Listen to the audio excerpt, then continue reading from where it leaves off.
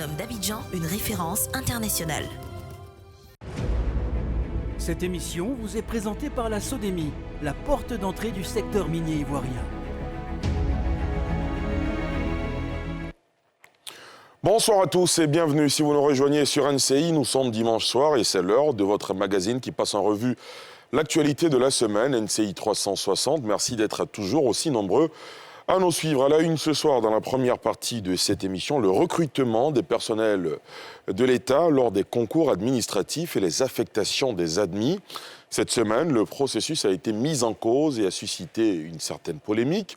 Le directeur général de la fonction publique est notre invité. Soronina Gafol répondra évidemment à toutes nos questions. Et ce soir, dans le chapitre international, évidemment, la présidentielle au Sénégal, un scrutin inédit à multiples enjeux. Les Sénégalais ont été appelés à voter ce dimanche pour désigner leur nouveau président. Nous irons à Dakar dans cette émission. Nous serons en duplex avec deux invités, un journaliste et un acteur de la société civile. Voilà pour la première partie avec moi en plateau ce soir, Soronina Gafol, directeur général de la fonction publique. Monsieur le directeur général, bonsoir. Bonsoir, monsieur Djarasouba. Bienvenue. Merci. Merci d'avoir accepté notre invitation. C'est un plaisir. Alafé Ouakili, journaliste, directeur général de l'Intelligence d'Abidjan. Bonsoir et bienvenue Alafé. Bonsoir. Ali. Tout va bien? Oui, ça va. Parfait, après parfait. La rupture, ça va mieux. Vous illuminez ce plateau ce soir de vos belles couleurs. En tout cas, merci beaucoup. Merci. Landry Couillot, vous êtes juriste, formateur à l'ENA. Bonsoir et bienvenue. Bonjour Ali, tout va bien, merci pour l'invitation. Parfait, parfait, merci d'être là, Landry. Michel Betta, qui nous avait, je ne sais pas si je dois dire, nous avait fait des manquements ou... Mais ça fait un moment qu'on ne vous avait pas vu. Oui, tout à fait. Tout va bien, Michel? Très bien, grâce à Dieu. Merci d'être là. Merci pour l'invitation. Je rappelle que vous êtes journaliste, directeur de publication du journal Le Bélier. Fanny Karim, maire de la commune d'Issia. Bonsoir, monsieur le maire. Bonsoir Ali, bonsoir à tous les Ça va bien à Issia? Oui, ça va. Parfait, parfait. Et un nouveau visage dans cette émission, professeur Willy Gorebi, il est enseignant-chercheur à l'université. Félix Soufouette-Boigny de Cocody, secrétaire général du CINARES. Bonsoir et bienvenue, professeur. Bonsoir Ali, Tout va bien? Ça va aller. Parfait. En tout cas, merci à vous d'avoir accepté notre invitation. Monsieur le directeur général, votre ministère, le ministère d'État, ministère de la fonction publique et de la modernisation, sur deux grands fronts, le recrutement des personnels de l'État lors des concours administratifs et les affectations des admis. Un processus toujours pas bien compris et au cœur d'une polémique, vous l'avez remarqué vous-même, suscitant une remise en cause par des acteurs syndicaux. Les critiques souvent virulentes sont-elles fondées? Vous nous le direz, ce sera après ce sujet de Thiemé Danger. Le ministère d'État, ministère de la fonction publique et de la modernisation de l'administration, sur deux fronts. Le premier, les recrutements à travers l'organisation des concours d'entrée à l'ENA, École nationale d'administration et d'accès à la fonction publique. Avant le lancement de la session 2024, les acteurs de l'organisation des 10 concours à l'école du bilan de l'édition 2023. À leur côté, la ministre d'État, Anne-Désirée Ouloto. Avant la projection, place à la restitution des actes de la session, qui a vu plus de 200 faux diplômés admis, dans 5 à l'ENA, démasqués et radiés des effectifs. Avec le diplôme que vous avez, présentez-vous au concours de la fonction publique. Ne vous présentez pas avec de faux diplômes.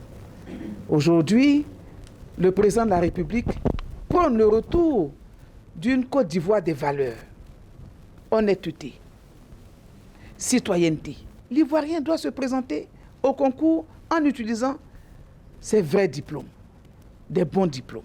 Acteurs de l'organisation en première ligne, les directeurs généraux de la fonction publique et de l'ENA, dévoilant les chiffres des différents concours organisés, appelant les candidats à se détourner de tout acte malveillant dans les faux diplômes. Aujourd'hui, je peux vous dire que nous sommes à plus de 200 cas de faux diplômes notifiés au ministère de la fonction publique depuis que nous avons lancé l'opération d'authentification des diplômes. Ceux qui sont en poste et qui ont délivré des faux diplômes, ils seront déchargés. Parce que le faux diplôme ne peut pas prospérer. C'est une tentative de tromper l'administration. Utiliser un faux diplôme et le présenter, ça tombe sous le coup de la loi pénale. Ça s'appelle faux et usage de faux. Nous sommes partis de 45 000 candidats pour arriver à 42 000, puis au final, à environ 800 candidats retenus, ce qui représente moins de 10% des effectifs de candidatures enregistrées. Nous avons fait en sorte que vraiment les meilleurs méritent. Une seule image, vous regarderez que alors que les autres années on repêchait souvent jusqu'à 8,50, cette année on a même registré des candidats qui avaient 12 de moyenne à l'admission. C'est dire que la compétition était rude. Second front, les affectations. En première ligne cette fois, les DRH, directeurs des ressources humaines des ministères. Au cœur des travaux de programmation des effectifs, l'évaluation des besoins en termes de postes budgétaires et l'examen du mécanisme des affectations des fonctionnaires. À terme, plusieurs résolutions sont adoptées, à savoir renforcer les mesures pour affecter dans les ministères les profils et effectifs demandés par les directeurs des ressources humaines des ministères, organiser des concours de recrutement exceptionnels de certains emplois techniques dans les architectes et les démographes, réviser la délivrance de documents de santé pour affecter à Abidjan des agents au détriment des localités de l'intérieur du pays et mettre les DRH au cœur du processus de recrutement et de gestion des contractuels en associant le ministère de la fonction publique. Ce processus de recrutement et d'affectation, faut-il le relever, intègre un mode opératoire. Les besoins sont exprimés par les ministères techniques, c'est-à-dire les ministères au sein desquels ces fonctionnaires exercent. Et les besoins, ce n'est pas seulement sur les quantités, mais c'est aussi sur la qualité recherchée.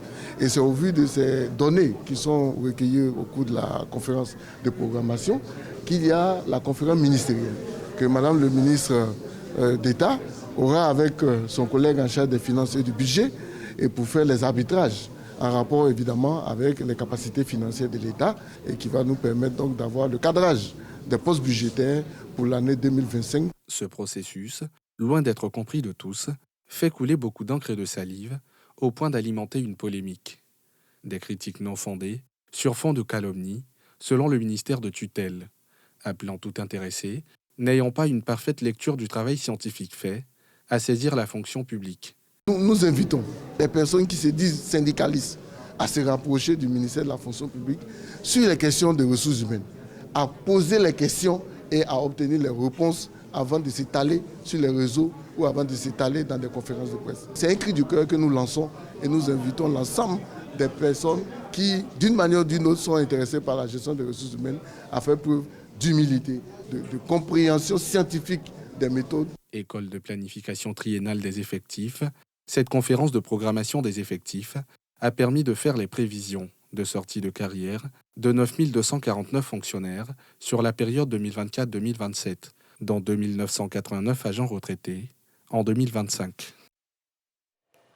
Monsieur le directeur général de la fonction publique, avant d'évoquer tout ce que vous avez dit dans ce sujet, notamment les faux diplômes que vous avez pu détecter et que les détenteurs ont pu être sortis du système, ce qui a suscité la polémique, c'est qu'il y a des responsables syndicaux appartenant notamment à l'administration fiscale qui estiment que dans le recrutement, les règles ne sont pas toujours respectées parce que selon ce qu'on a compris de ces responsables syndicaux, ils auraient observé que des professeurs d'EPS, c'est comme ça qu'ils se sont exprimés, se sont retrouvés dans l'administration à être leurs voisins de bureau. Cela suscitait tout de suite la polémique et des réflexions, des questions sur la transparence des concours et tout le processus. Qu'est-ce que vous répondez à cela? Vous en avez un tout petit peu parlé dans le sujet, mais on a la chance de vous avoir sur ce plateau. Comment vous réagissez tout de suite? Bien, merci bien, M. Diarra-Souba.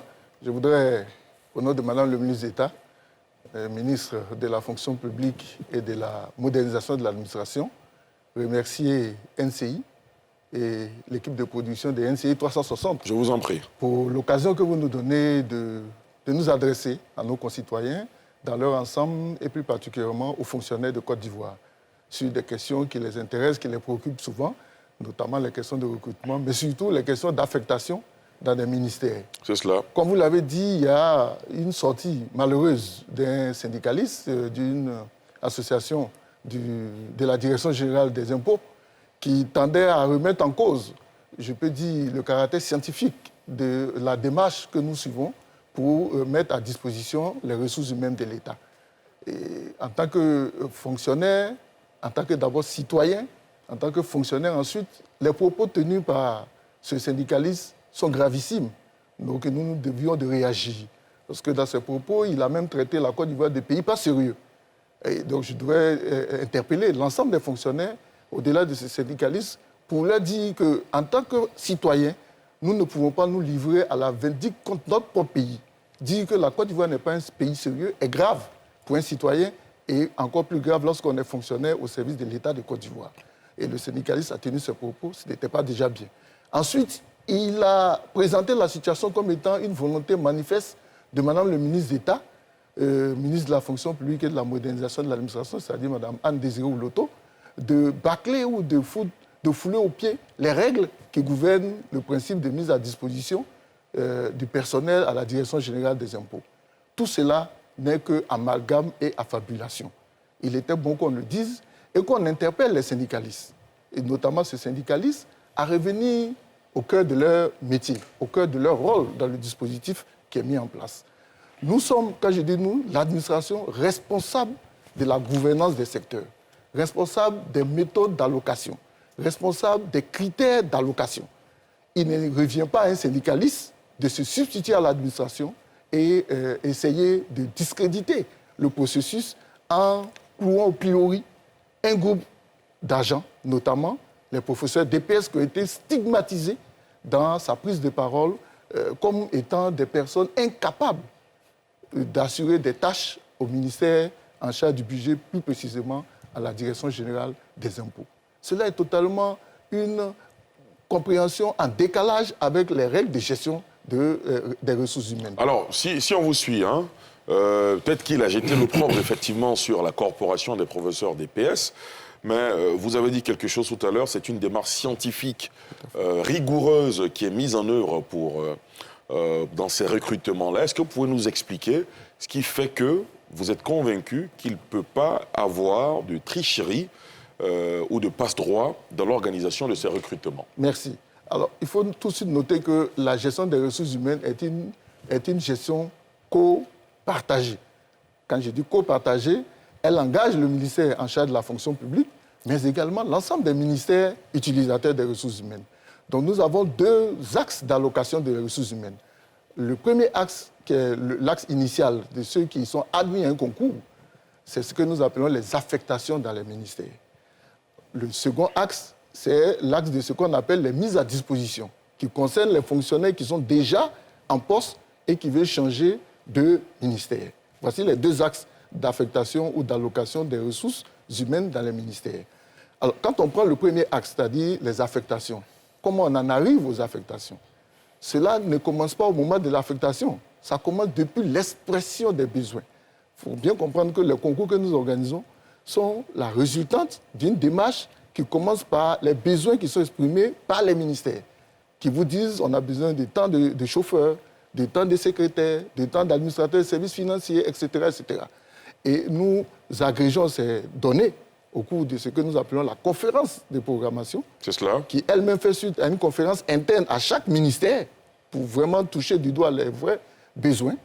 Et ensuite, Madame le ministre d'État, à la conférence ministérielle avec le ministre en charge des Finances et du Budget, pour mettre en rapport ces besoins exprimés avec les capacités financières de l'État. Et c'est au sortir de cette démarche que nous avons les postes budgétaires. Ce qu'on appelle les postes budgétaires, ce sont les postes qui sont mis au concours. Et c'est sur la base de ces postes que les concours sont organisés et les admis déclarés. Et ensuite, sur la base de ces besoins, sont affectés dans les ministères qui en ont fait, donc, qui en ont exprimé les besoins. Donc voici la démarche pour ce qui concerne l'affectation. Vous voyez bien que le ministère de la fonction publique intervient, mais en liaison avec les ministères au sein desquels ces agents vont travailler. D'accord. Le deuxième axe, c'est les mises à disposition. Les mises à disposition concernent les fonctionnaires qui sont déjà en activité dans les ministères et qui souhaitent mettre leurs compétences à la disposition d'autres ministères. Cette procédure aussi est encadrée et fait intervenir l'ensemble des acteurs. Dans la démarche, c'est le fonctionnaire qui identifie un service pour lequel il veut mettre ses compétences à disposition. Et c'est une démarche qui est dématérialisée. Hein. Ça se passe dans le système intégré de gestion des fonctionnaires agents de l'État que nous appelons le SIGFAE.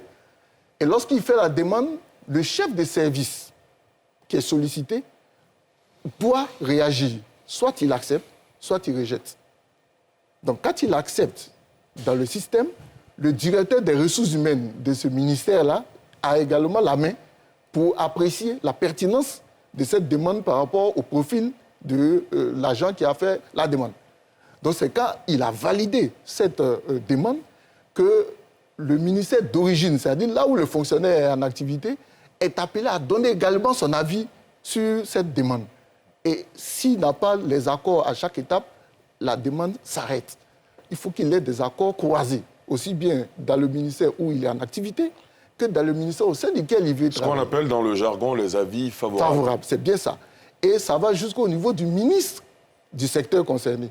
C'est vous dire que c'est vraiment une co-gestion, comme je l'ai dit, et aucun agent ne peut se retrouver dans un ministère sans que toute cette chaîne-là n'ait été au préalable sollicitée et qu'elle n'ait donné son avis favorable. Donc c'est très important qu'on le sache et que les gens n'aient pas l'impression que depuis sa tour d'ivoire, le ministre en charge de la fonction publique peut prendre un professeur DPS et le balancer comme un caillou dans la mare des impôts, sans même que les acteurs qui sont à la direction générale des impôts n'aient eu l'occasion de dire oui, nous sommes intéressés par son profil. Très bien. Alafé Ouakili. Merci, monsieur le directeur général, pour ces explications. Ceci étant, le syndicaliste en question de Nanajdi a dit qu'il y a un déficit d'enseignants. Est-ce exact? À quoi sert précisément un enseignant DPS aux impôts? Si tant est que l'enseignant, c'est normal, a la possibilité d'y aller. Le système est ouvert, il demande, tout a été validé. Ceux qui ont validé, qu'est-ce qu'ils attendent de lui?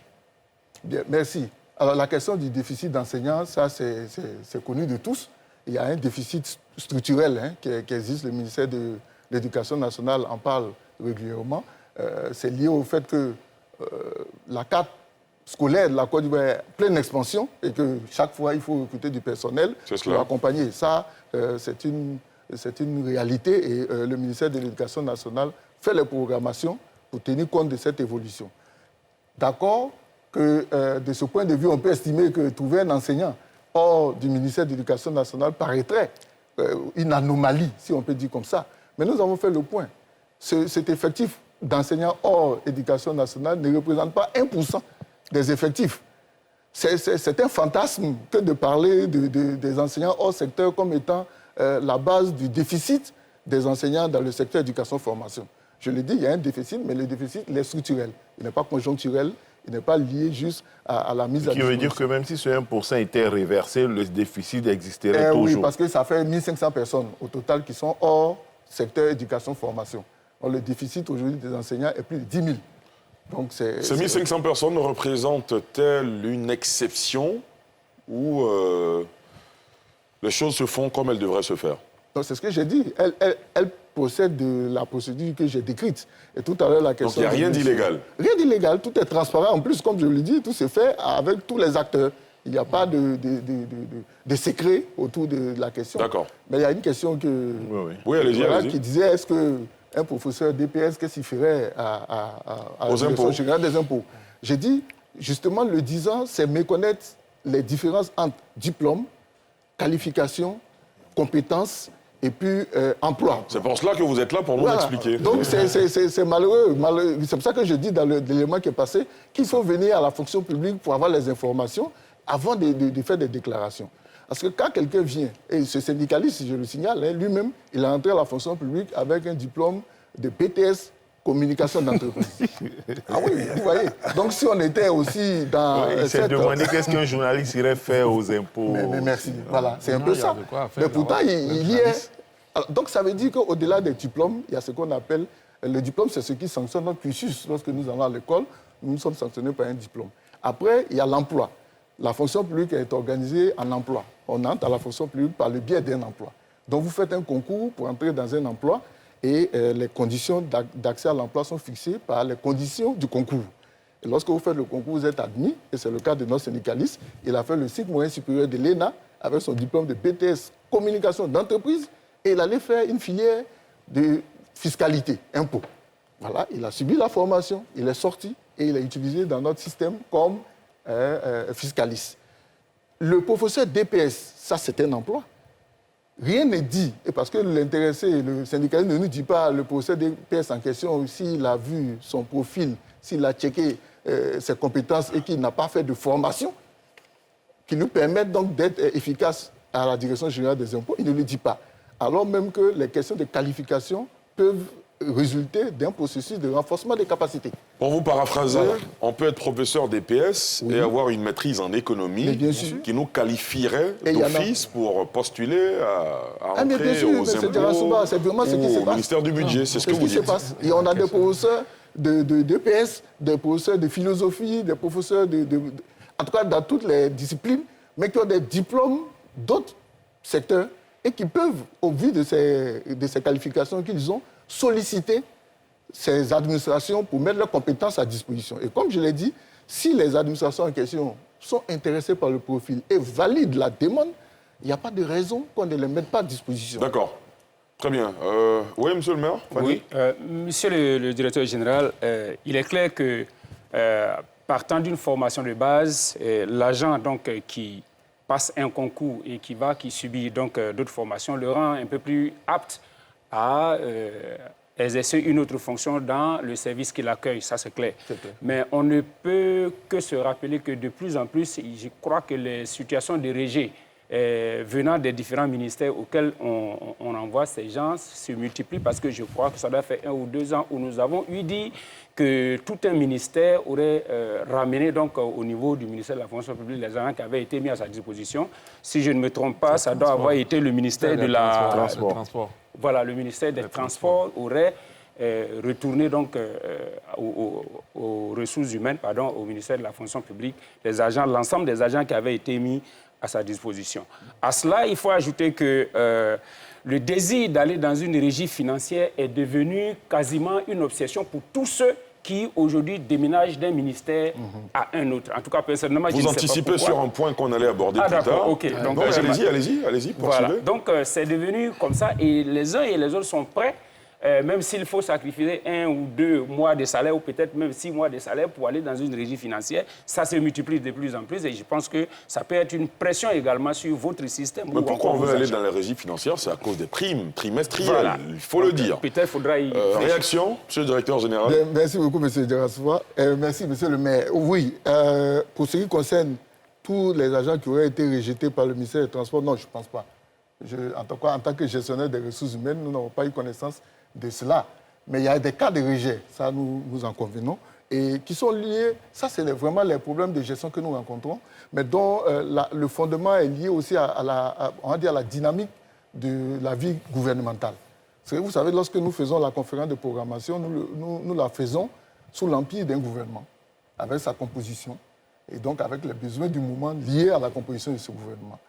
Mais entre le moment où on fait le concours et le moment de l'allocation de ces recrues-là, il peut arriver que dans la dynamique, il y ait eu un remaniement ministériel avec fusion ou suppression de ministères, de sorte que si un ministère avait fait des demandes et qu'il est supprimé entre-temps, on se retrouve avec des personnes admises, mais malheureusement, qui n'ont plus le ministère qui avait fait la demande. Donc nous sommes obligés, on ne peut pas leur déclarer leur admission annulée par le fait que le ministère est supprimé. Nous sommes obligés en ce moment-là de voir avec les ministères qui sont dans le gouvernement du moment, comment les mettre en service. C'est ce qui crée souvent ces petits problèmes. Ça, nous en convenons. Mais il n'y a pas de phénomène global où tout un ministère rejette les gens qui sont mis à leur disposition.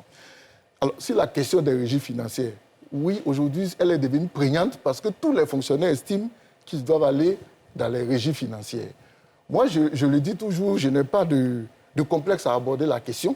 Tous les fonctionnaires de Côte d'Ivoire ne vont pas pouvoir aller dans les régies financières. Ce n'est pas possible. Aujourd'hui, ils sont environ 19 000 dans les finances pour un effectif de près de 289 000 fonctionnaires généraux. Vous voyez? Donc 289 000 et puis 19 000. La grande masse des fonctionnaires de Côte d'Ivoire travaillent dans tous les secteurs d'activité autres que les régies financières et c'est ce qui fait le dynamisme de la Côte d'Ivoire. La Côte d'Ivoire ne peut pas se limiter qu'aux régies financières. La Côte d'Ivoire a besoin de fonctionnaires à l'éducation nationale, de fonctionnaires à la santé, de fonctionnaires dans les services de justice, de fonctionnaires à l'agriculture, de fonctionnaires à l'entretien routier, un peu partout, pour que le pays puisse avoir un développement harmonieux. Donc ça, on ne pourra pas envoyer tout le monde dans les régies. La question des primes renvoie à la question de la satisfaction de la rémunération qui est servie aux fonctionnaires. Aujourd'hui, depuis août 2022, le président de la République, le chef de l'État, a fait des efforts. Aujourd'hui, le salaire du fonctionnaire Le plus petit salaire, qui était autour de 120 000, est passé à 200 000, après les mesures qui ont été prises par le chef de l'État en août 2022. Donc c'est clair qu'il y a un effort qui est fait. Mais cet effort est vu comme étant insuffisant par certains fonctionnaires qui font une comparaison avec ceux qui travaillent dans les régies. Je voulais dire que la question des régies est un héritage. La Côte d'Ivoire a choisi un système de fonction publique qui s'appelle la fonction publique de carrière, qui est calqué sur le modèle français.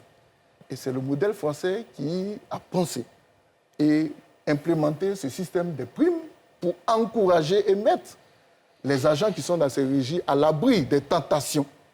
Je dis bien à l'abri des tentations lorsqu'ils doivent faire le recouvrement au profit des caisses de l'État. C'est vraiment ça l'esprit. Parce que si vous êtes chargé d'aller recouvrer auprès des opérateurs économiques, il ne faut pas être dans une zone de fragilité vis-à-vis de cet opérateur. Donc l'idée, c'est de leur donner ces moyens, de les soustraire à cette tentation pour pouvoir faire leur travail en toute honnêteté et en toute responsabilité. Donc il faut bien que cela soit su.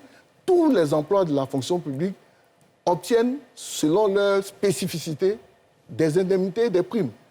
Quand vous prenez par exemple les eaux et forêts, il y a des primes spécifiques au fait qu'ils soient des eaux et forêts. Mais on ne peut pas donner ces primes-là à celui qui est administrateur civil comme moi, parce qu'on n'est pas contraint de la même manière. Donc c'est comme ça que le système est organisé. Il faut que l'ensemble des fonctionnaires se l'approprient et acceptent qu'on est dans ce qu'on appelle un système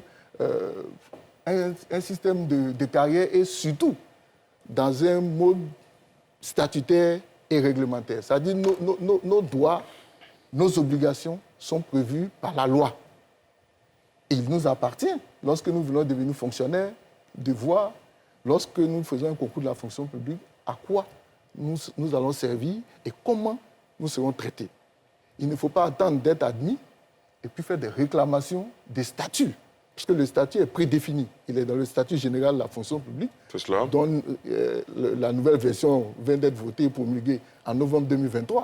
Donc il faut se l'approprier et se mettre résolument à la disposition de l'État de Côte d'Ivoire plutôt qu'à faire des querelles de primes en regard de ce qui est donné aux régies financières. Est-ce qu'il est envisageable, comme beaucoup de fonctionnaires le souhaitent, qu'un jour une prime trimestrielle soit attribuée à tous les fonctionnaires sur la base de l'indice, par exemple? C'est ce qui est demandé par la grande majorité des syndicalistes. Et comme vous le savez, il y a une trêve sociale qui a été négociée et signée entre le gouvernement et les centrales effectuelles syndicales. C'est cela. Cette question est inscrite à l'ordre du jour du Conseil consultatif de la fonction publique et qui verra, en liaison avec les capacités de l'État, parce que le dire, c'est un fait, mais avoir les moyens pour le réaliser, c'est autre chose. C'est autre chose. Très bien. Michel Betta? Oui, moi je reviens un peu sur la question de recrutement, parce qu'aujourd'hui, comme le directeur l'a dit, il y a certains qui développent d'autres compétences et qui peuvent les faire valoir ailleurs. Mais moi, je pense que quand on affecte quelqu'un, il faut le noter, parce que ça donnerait un peu plus de transparence à l'affectation. Parce que quand on voit, moi, quand j'ai vu un procès de DPS aux impôts, quoi qu'il ait fait des formations, mais si on ne l'a pas noté, on penserait tout de suite que c'est un agent un procès DPS, un enseignant DPS qui va aux impôts. Donc ça peut prêter à confusion, ça peut prêter à interprétation. Moi, je crois que dans les affectations, il faut noter quand même pour plus de transparence, pour aider tout le monde, chacun à comprendre. Oui, merci. C'est vrai que la question de la notation, nous, dans le nouveau statut général dont je parlais tantôt, nous avons évolué. Parce que la notation elle-même ne renvoyait pas les éléments, on va dire, pertinents pour apprécier la contribution de l'agent dans le dispositif. Donc nous avons proposé la nouvelle loi, la actée, de passer à ce que nous appelons l'évaluation. L'évaluation de l'agent public en lien avec les objectifs des services qui lui sont assignés. Donc les questions de fiches de poste vont être adressées et les questions donc, de performance de l'agent à son poste de travail vont être adressées également. Ce qui permettra aux responsables d'unité de noter, comme vous dites, mais d'évaluer en réalité le rendement de l'agent à son poste de travail et de pouvoir en tirer les conséquences éventuellement. Monsieur le directeur, je profite en même temps, il y a une question qui me trotte un peu à l'esprit. Au niveau des recrutements de la fonction publique, à un certain moment, il y a eu un programme spécial pour les handicapés. Est-ce que ça continue? Ça continue. C'est une volonté gouvernementale. C'est un recrutement dérogatoire qui se fait chaque année. 200 postes budgétaires sont affectés chaque année au recrutement des personnes en situation de handicap. Voilà, ça se fait chaque année. Monsieur le directeur général, on a un de nos abonnés téléspectateur qui nous appelle de Fresco, Constantin Conan. Il se pose des questions sur la mobilité, la possible mobilité d'un enseignant fonctionnaire dans l'administration. Constantin Conan, bonsoir. Bonsoir, M. Diarratouba. Nous vous écoutons. Bonsoir, monsieur le directeur de la fonction publique. Bonsoir, monsieur. Allez-y rapidement. Ma question est rapide. Oui.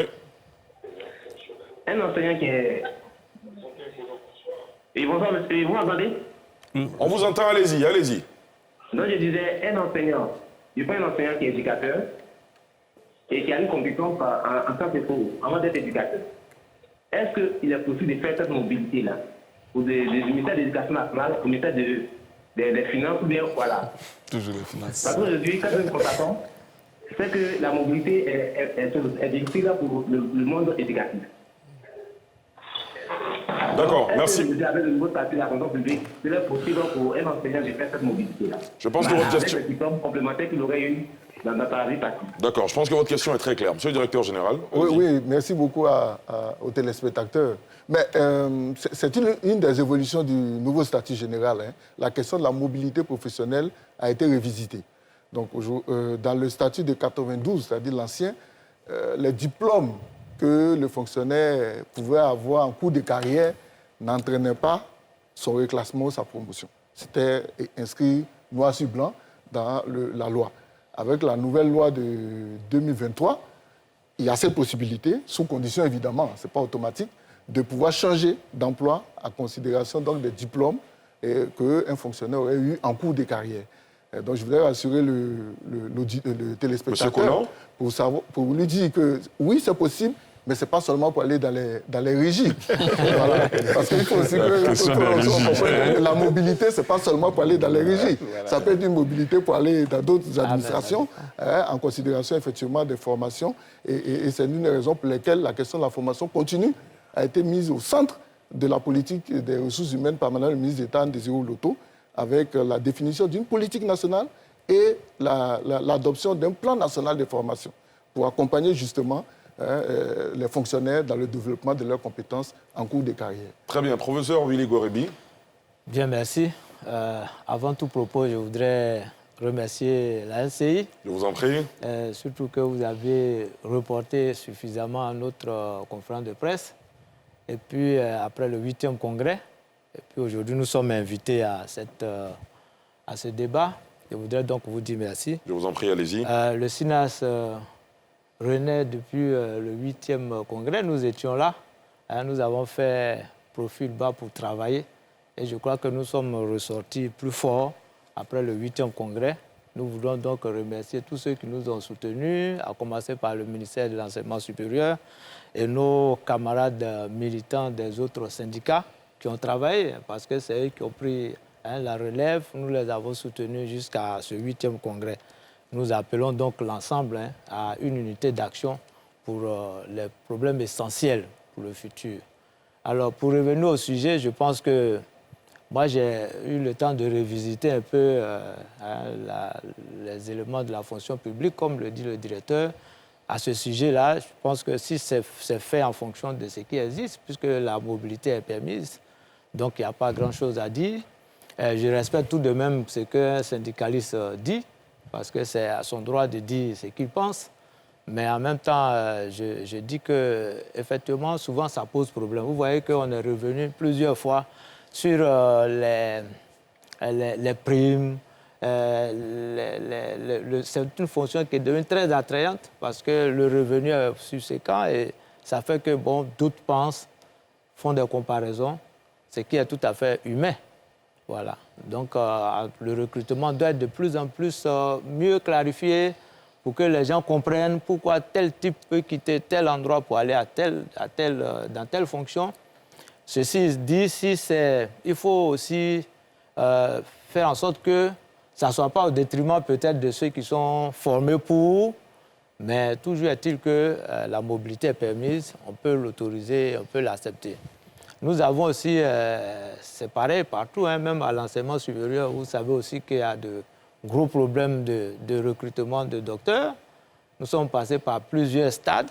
Dans un premier temps, on pouvait être recruté directement à partir de son directeur de thèse.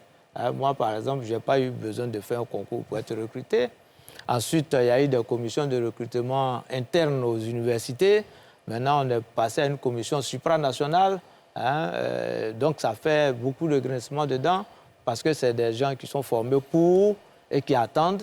Et je pense qu'à ce niveau aussi, il faudra que l'ensemble des ministères concernés, l'économie, la fonction publique et l'enseignement supérieur, voir comment on peut déployer pour que quand même on ne soit pas dans un état jeune avec des docteurs qui tournent et qui ne savent pas comment faire, parce que c'est quand même assez difficile. De toutes les façons, on a trouvé, je pense, le ministère a trouvé un peu, on peut dire la parade, parce qu'il y a maintenant des écoles doctorales. Ça veut dire que de toutes les façons, le nombre de docteurs sortis va être en baisse à partir d'un certain moment. Donc il faut faire un effort pour évacuer tout ce qui est là, pour ne pas que nous nous retrouvions avec des docteurs, comme ce fut le cas des médecins dans le temps.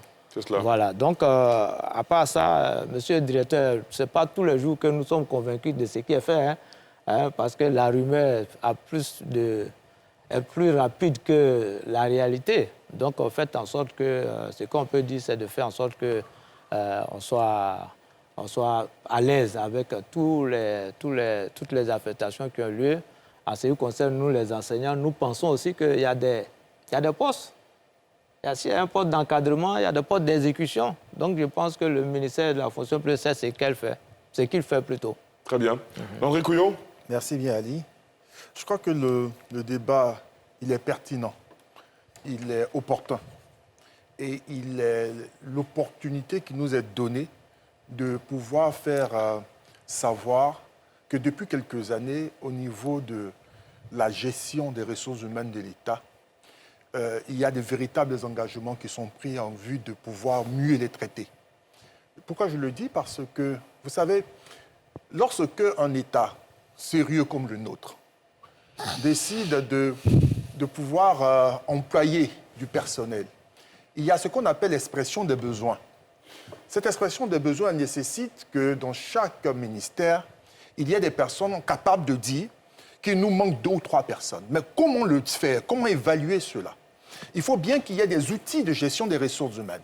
Lesquels outils doivent être utilisés par des personnes qui en ont l'expertise. Apprenons que depuis quelques années, au niveau de l'ENA, une nouvelle filière s'est créée, la filière ressources humaines. La Côte d'Ivoire n'en disposait pas. Vous imaginez qu'un État comme le nôtre n'avait pas de professionnels en ressources humaines? Aujourd'hui, nous avons réussi cela et cela participe de la modernisation. Ce qui nous permet de pouvoir toucher le problème dans la base, de sorte à ce que lorsqu'on utilise l'outil qui est la conférence de programmation des effectifs, on est sûr que les besoins exprimés sont les bons. Première chose. Et donc, ce qui nous permet d'avoir une démarche réellement scientifique parce qu'on a le personnel qui va avec. Nous nous dotons du personnel qui va avec. Mais cela ne règle pas tout le problème. Puisque même lorsqu'on l'a exprimé, lorsqu'on a présenté le besoin et qu'on a même le poste budgétaire qui va avec, il va falloir recruter les bonnes personnes. Elles sont recrutées, elles sont mises à disposition. Mais Ali, comme on le disait tout à l'heure, la chose est humaine. Il y a une sorte de hiérarchisation au niveau des fonctionnaires. Et cette hiérarchisation pour critère la finance. C'est normal que quelqu'un qui va travailler pour l'État et doit exécuter des tâches si précieuses s'assure de son devenir. Il se projette dans 10, dans 20 ans, dans 30 ans. Il regarde forcément de l'autre côté, l'herbe est toujours plus verte chez le voisin. Or, quand on parle de régie financière, l'effort fait par l'État de Côte d'Ivoire, les choix stratégiques et idéologiques font que beaucoup de fonctionnaires, n'est-ce pas, regardent de l'autre côté et se disent « je ne peux pas terminer ma carrière ainsi ». Il va donc falloir, à mon avis, consentir à faire beaucoup plus d'efforts financiers dans ce domaine. C'est vrai qu'on salue les efforts financiers faits par l'État de Côte d'Ivoire, par le président Alassane Ouattara, mais on ne peut espérer que dans 5, dans 10 ans, avec les champs gaziers et pétroliers découverts, avec les ressources naturelles dont nous disposons, qu'il y ait des efforts qui soient faits continuellement et travailler de manière sereine.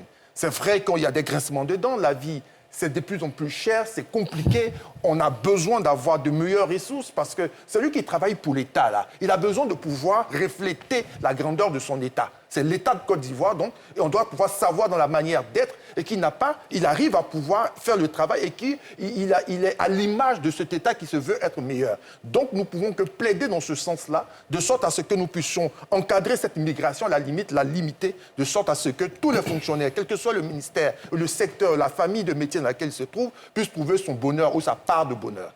Très bien, Alafé Wakili. Voilà. J'ai écouté le syndicaliste avant de venir pour savoir, au-delà des allégations que vous contestez qu'il a faites, ce qu'il a dit. Il a notamment rappelé la circulaire du Premier ministre, de l'ex-Premier ministre Achille Patrick. Tout à l'heure, vous avez lancé un appel aux fonctionnaires justement dans ce sens. Est-ce que vous pouvez rappeler l'esprit de cette circulaire et puis dire si elle est vraiment foulée aux pieds comme il le prétend. Maintenant, de deux, il a fait état d'agents qui sont payés sans affectation, d'agents des impôts qui sont à la maison, qui ne travaillent pas et qui sont payés à ne rien faire. Qu'en est-il? Je pense que même si ça dépend des impôts, vous êtes la fonction plus des agents de l'État, vous devez avoir un mot à dire là-dessus. Enfin, le départ à la retraite a été harmonisé, mais il s'est aussi offusqué de ce qu'il y a des personnes ayant atteint l'âge de la retraite qui ont refusé de partir, qui refusent de partir et qui sont régulièrement en fonction et payés. Comment cela est-il possible? Je voudrais, au-delà des allégations calomnieuses ou mensongères qu'il a faites, est-ce que vous pouvez investiguer sur l'ensemble de ce qu'il a dit afin éventuellement d'y apporter des réponses en dehors de ce plateau? Merci beaucoup, M. Alafé. Oui, c'est vrai que le syndicaliste en question s'invite, c'est pour ça que je l'ai dit, il s'invite dans un champ qui est en dehors de ses compétences en réalité. Parce que toutes ces questions qu'il aborde sont au cœur de la politique de gestion de nos ressources humaines. La lettre du Premier ministre dont il est fait cas, c'est une lettre que l'ex-Premier ministre Patrick Achille avait adressée au ministre chargé de la fonction publique pour, si vous voulez, redéfinir les modalités d'affectation des personnels au ministère de l'ex-ministère de l'économie et des finances et de l'ex-ministère du budget du portefeuille de l'État. C'était les deux ministères à l'époque qui étaient visés par cette lettre circulaire. Il s'agissait de dire que dorénavant, on ne pouvait affecter dans ces deux ministères que sur accord express du ministre concerné. Mais c'est ce qui s'est fait. C'est ce qui s'est fait jusqu'à aujourd'hui. Depuis juin 2021, toutes les personnes qui ont été affectées dans ces deux ministères l'ont été sur la base d'un accord express du ministre concerné. La circulaire était un rappel, en fait. Voilà. Donc, ce n'est pas... C'est pour ça que quand il dit que la circulaire est foulée aux pieds, je dis que c'est une accusation qui est dénuée de tout fondement. Alors, s'agissant des agents payés sans poste de travail, c'est un phénomène qui est connu. C'est pour ça que je dis que c'est des problèmes qui posent, que nous connaissons, et qui ont différentes raisons. Chaque fois que nous faisons les recensements de nos effectifs, on a toujours cette catégorie de fonctionnaires payés, mais sans poste de travail. Pourquoi? Parce qu'ils ont été relevés de leurs fonctions et qu'on ne leur a pas encore donné d'autres fonctions. La raison est souvent... Elle n'est pas aussi simple qu'on peut le croire. Oui, parce que des fois, le problème est lié à l'administration, mais des fois, c'est lié à l'agent lui-même. Alors, on a des agents qui estiment que lorsqu'ils ont atteint un certain niveau dans l'administration et qu'on les a relevés de leurs fonctions, il faut leur donner à minima un poste équivalent. Ouais. Voilà. Donc ça devient une grosse contrainte pour les administrations qui, faute de leur trouver donc un poste équivalent, les laissent à la maison et fonctionnent. Vous voyez? Donc il y a ces problèmes-là. Sinon, il y a des agents qui se mettent à la disposition de l'administration et qui disent qu'ils sont des soldats de la République, des soldats de l'administration, qui sont prêts à servir partout où besoin est.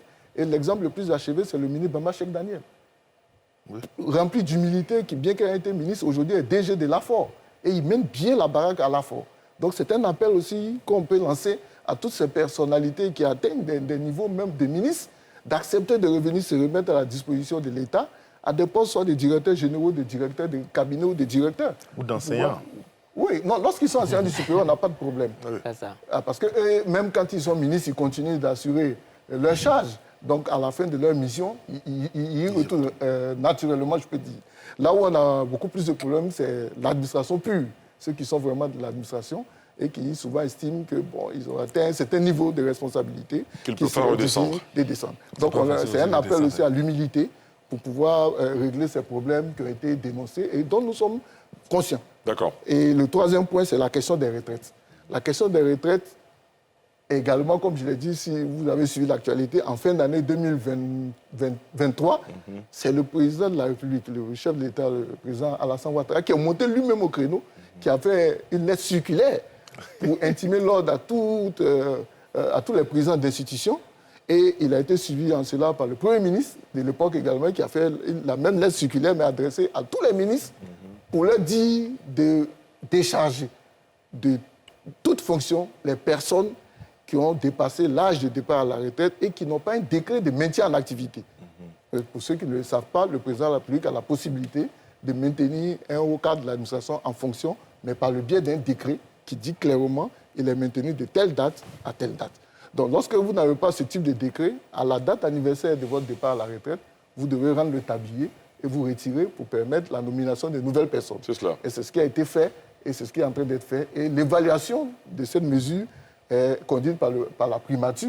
Et donc, si le syndicaliste dit que certains ont outrepassé cette mesure, forcément, à l'occasion de cette évaluation, cette question va être traitée. Très bien. Alors, encore 2 ou 3 questions avant de vous laisser partir. Monsieur Cyprien Kofi, qui nous appelle de l'intérieur du pays. Est-ce qu'il est toujours avec nous, monsieur Cyprien Kofi? Oui, Cyprien Kofi. Bonsoir, nous vous écoutons. Vous avez une question pour le directeur général de la fonction publique. Bonsoir, allez-y, on vous écoute. Oui, s'il vous plaît, je suis M. Cyprien Kofi Atlantique, je vous appelle M. Moni. Oui. Oui, je voudrais d'abord dire merci à NCI et merci à M. le directeur. Voilà, ma préoccupation, d'abord, je voudrais dire merci d'entrée de jeu. S'il vous plaît. On vous écoute. Voilà, d'entrée de jeu, je voudrais dire merci à M. le directeur et à M. le président de la République. Lorsque le gouvernement est arrivé, que le régime est arrivé au pouvoir, ils ont réparé une injustice que toute la Côte d'Ivoire applaudit. Il y a certains fonctionnaires qui n'avaient pas d'indemnité de logement et nous saluons donc la vigilance et la pertinence des actions de M. le président de la République et de son gouvernement pour avoir attribué l'indemnité de logement à tous les fonctionnaires. Mais aujourd'hui, la question qui se pose est le fait que certains enseignants ou bien certains agents de certains ministères puissent pour aller dans les budgets et dans d'autres ministères. Mais la question qui se pose est de savoir pourquoi ces fonctionnaires quittent leur département ou leur ministère pour aller dans d'autres ministères. Aujourd'hui, on a attribué l'indemnité de logement à tous les fonctionnaires. Mais il y a des fonctionnaires qui sont restés sans les primes. Mais aujourd'hui, le vrai problème, vous parlez des procès de terre qui vont dans d'autres ministères, ce que ces syndicalistes disent. Mais la vraie question, c'est que ces procès de terre-là, aujourd'hui, ils vivent une précarité dans leur ministère. Ils n'ont pas d'indemnité, ils n'ont l'indemnité de logement, ils n'ont pas de primes. Avec tout ça. Donc aujourd'hui, l'appel que je voudrais lancer à M. le directeur et à tout le gouvernement, et même à M. le président de la République, c'est de se pencher effectivement sur la racine. Pourquoi les fonctionnaires sont obligés de quitter leur ministère de l'éducation, formation, pour aller dans d'autres ministères. Donc il faut penser, aujourd'hui, heureusement, nous avons un enseignant-chercheur sur votre plateau, lui-même en tant qu'enseignant-chercheur, il maîtrise mieux nos conditions de vie. Il y a une véritable précarité et les enseignants sont humiliés. Vous voyez tout ce qui se passe. Si on n'a pas aujourd'hui, on n'a aucun respect. Les enseignants n'ont aucun respect, bien même du direct, de milieu d'éducation, formation. C'est la question de la précarité. D'accord. Très bien. Donc, véritablement, voici le lieu du problème. Et je pense que le gouvernement a le courage de s'attaquer à ce problème-là. Et votre plaidoyer a bien été entendu. Pas demeurer. Il y aura toujours une tentation, il y aura toujours des désirs de déserter. Et même s'il faut quitter le ministère et même quitter le pays, beaucoup d'enseignants vont. Mais le directeur lui-même le sait, il a les statistiques. D'accord. Beaucoup d'enseignants qui quittent le milieu.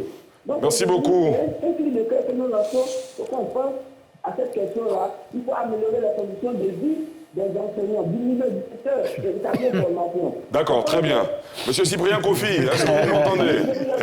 On vous a bien compris, vous avez fait en plus d'un plaidoyer, un cri de cœur, vous l'avez vous-même dit. Je pense qu'on a compris l'essentiel de votre propos et je suis bien obligé de vous interrompre parce que nous sommes au terme de la première partie de cette émission. En tout cas, merci de votre participation. Monsieur le directeur général, commentaire? Bon, je voudrais apaiser M. Kofi de Toumoudi. Lui-même, il a signalé qu'il y a eu des efforts qui ont été faits par le gouvernement, notamment la question de l'indemnité de logement. Et le gouvernement ne s'arrête pas. Le gouvernement travaille effectivement à la question donc, du bien-être et du fonctionnaire, à la dignité du fonctionnaire, puisqu'il parle de précarité, etc. Non, l'objectif du gouvernement n'est pas de mettre ces ressources humaines dans une précarité. Quelqu'un l'a dit autour de cette table, je crois que c'est M. Couillot, puisque ce sont nos... quand je dis nous, c'est-à-dire les bras de l'administration, ce sont les fonctionnaires. Donc l'administration ne peut pas elle-même prétendre à la performance si ses agents sont dans une précarité ou dans un misérabilisme qui ne dit pas son nom.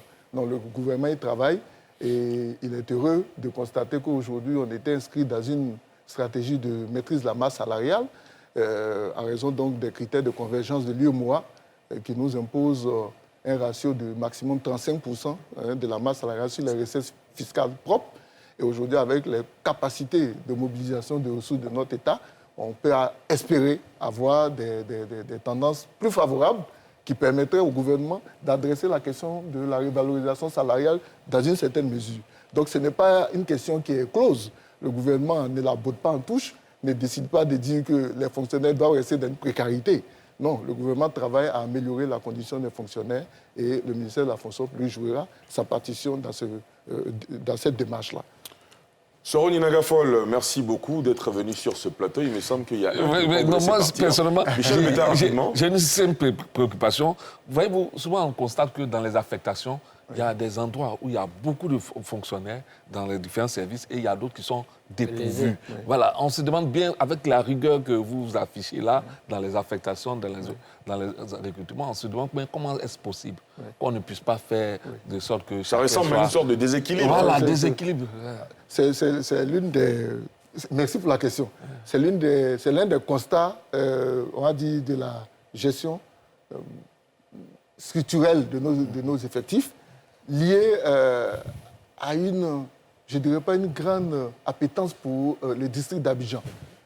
Tout le monde veut rester à Abidjan. Oui, nous avons aujourd'hui 34% de nos effectifs, c'est-à-dire les 289 000 fonctionnaires dont j'ai parlé, 34% sont concentrés dans le district d'Abidjan. C'est proportionnel aussi au poids de la population d'Abidjan. Oui, sauf que en termes de services publics, effectivement, nous avons des services publics sur l'ensemble du territoire. Et qu'il faut que les fonctionnaires animent ces services publics. Parce que qu'est-ce que c'est qu'un hôpital sans médecin ou sans infirmier, sans sage-femme? Qu'est-ce que c'est qu'une école sans instituteur ou professeur? Ce n'est pas possible. Et nous travaillons à cela avec les directeurs des ressources humaines. Mais comme vous le savez, je l'ai dit par ailleurs, nous mettons à la disposition des ministères, et c'est les ministères qui font la ventilation sur le territoire national en considération des postes de travail. Cela vient aussi battre en brèche une idée reçue qui consiste à dire que nous sommes en sureffectif dans la fonction publique. Ce n'est pas vrai? Ce n'est pas vrai. Lorsqu'on sort de la conférence de programmation des effectifs, les besoins qui ont été exprimés par l'ensemble des ministères, c'est plus de 59 000. Plus de 59 000. C'est-à-dire que si l'État de Côte d'Ivoire avait les ressources, on devrait donc recruter 59 000 nouveaux fonctionnaires pour l'État de Côte d'Ivoire. Donc ça veut dire qu'il y a des besoins qui sont réels, qui ne sont pas inventés, mais il y a un problème de répartition judicieuse sur l'ensemble du territoire. Et conscient de cela, le ministère de la fonction publique a mis en place deux projets. L'un, ce qu'on appelle le référentiel des emplois et des compétences, qui vient donc répondre quelque part à tout ce qu'on a dit. Il s'agit en ce moment-là de faire une adéquation entre les emplois et les compétences attendues. Et le deuxième projet, c'est celui qu'on appelle le profilage et la codification des postes de travail, qui permet aujourd'hui, lorsque le projet va s'achever, de savoir très exactement où sont nos postes de travail sur l'ensemble du territoire, mais surtout de faire une adéquation entre postes de travail et agents qui occupent le poste de travail. Au sortir de ces évaluations, les écarts seront corrigés par le mécanisme de la formation continue et faire en sorte qu'il n'y ait plus de postes en Côte d'Ivoire qui soient déserts et qu'il n'y ait pas de postes où pour un seul poste, on a 3 agents. Vous voyez, cette cartographie va nous permettre de régler cette question pour ne plus que certains responsables des ressources humaines, malheureusement, j'en connais qui disent qu'ils font des stocks de réserve, de sécurité. Oui, non, ça aussi, c'est une réalité. Ils vous disent que j'ai besoin de 10 secrétaires, mais peut-être qu'en réalité, il en a besoin de 7. Donc, il va garder 3 en réserve, au cas où il a une urgence, et puis il va gérer. Mais ce n'est pas normal. Le système tel qu'il est bâti, c'est un poste de travail, un agent. De sorte que les autres soient redéployés là où il y a le besoin. Voilà. Donc nous y travaillons, c'est pour ça que je dis que votre question, elle est pertinente, mais elle est au cœur de nos problématiques. Et c'est pour cela que nous, pour lancer un appel, nous invitons tous ceux qui veulent vraiment comprendre les mécanismes de gestion de nos ressources humaines à se rapprocher de nous pour avoir toutes les informations et à s'éloigner de propos qui ne sont pas loin de la diffamation.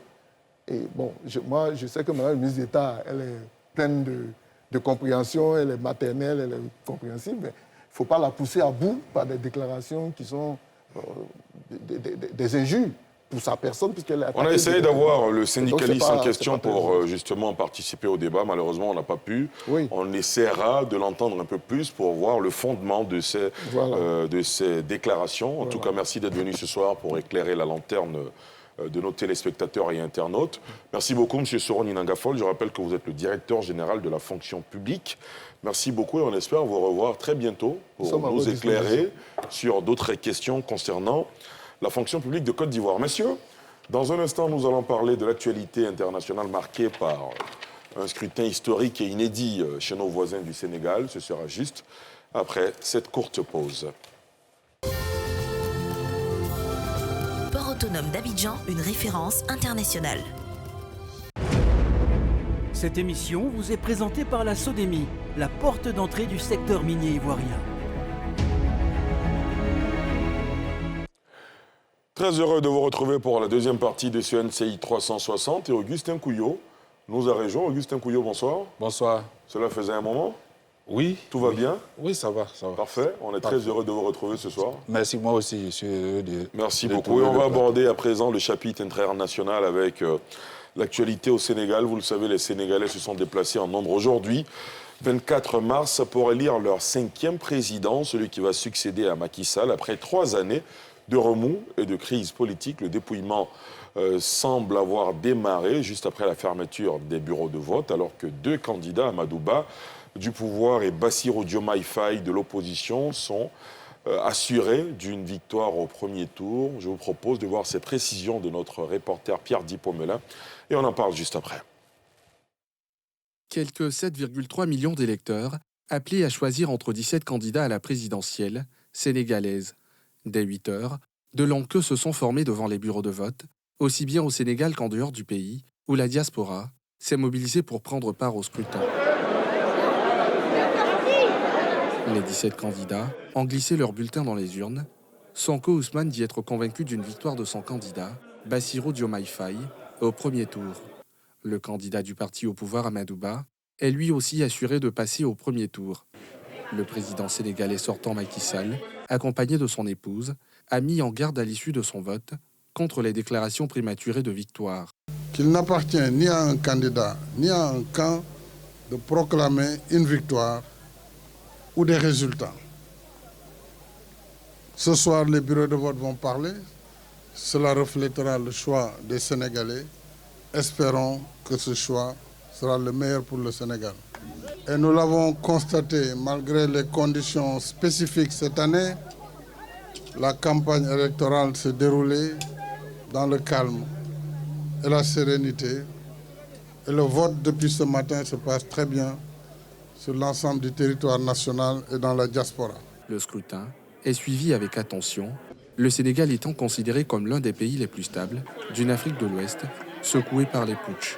La société civile, l'Union africaine, la communauté économique des États de l'Afrique de l'Ouest et l'Union européenne ont tous déployé des centaines d'observateurs.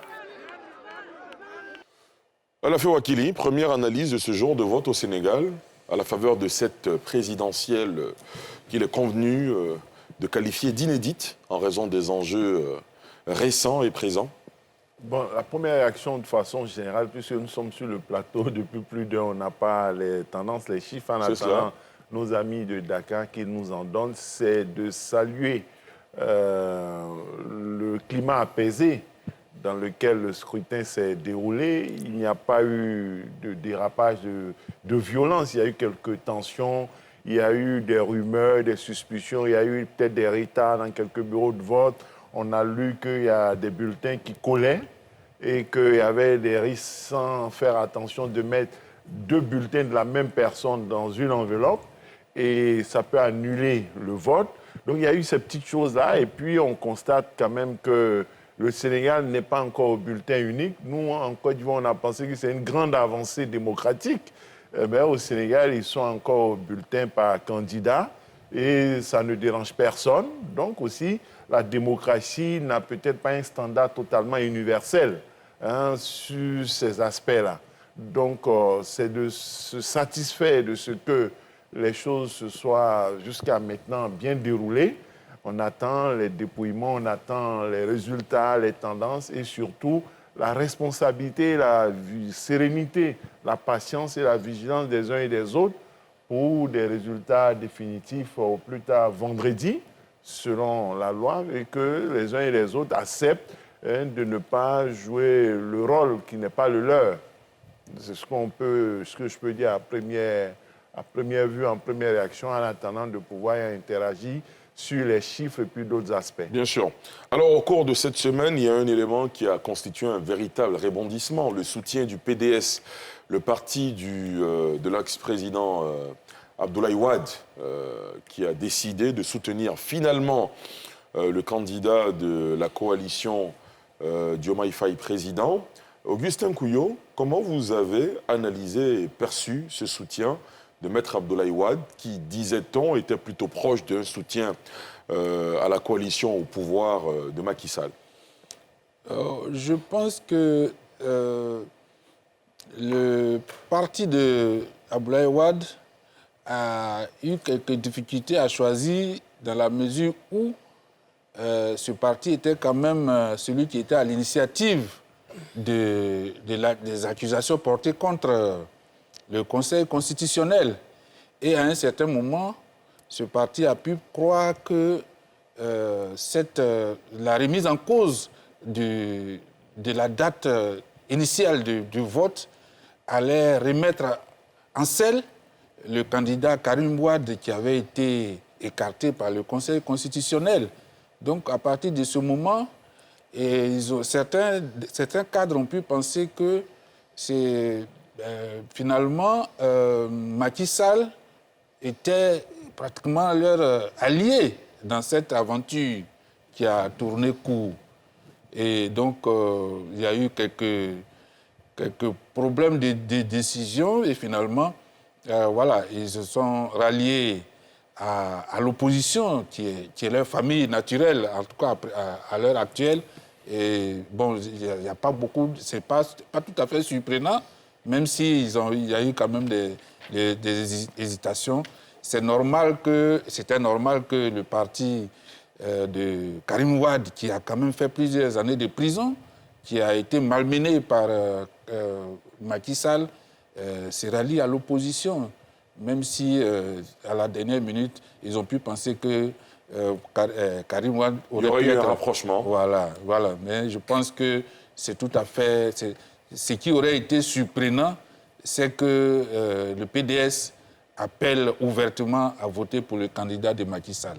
Ça aurait été vraiment surprenant. Voilà. Ça aurait surpris une bonne partie quand même de l'opinion nationale. Cela vous aurait surpris, vous, Fanny Karim? Oui, ça m'aurait surpris, d'autant plus que je crois que la sortie ratée de Macky Sall, qui a donné l'impression qu'il voulait échapper à sa forclusion constitutionnelle, donc le report qui est tombé donc sur la tête de tout le monde, n'a pas contribué véritablement à lui faire meilleure presse. Et je pense que même aujourd'hui, celui qu'on appelle son candidat peut un peu en faire les frais. Donc, je pense que Abdoulaye Wade n'a pas simplement voulu s'associer donc à quelque chose qui aurait pu paraître comme un complot auquel on aurait pu l'associer s'il avait peut-être donné consigne également pour le camp de...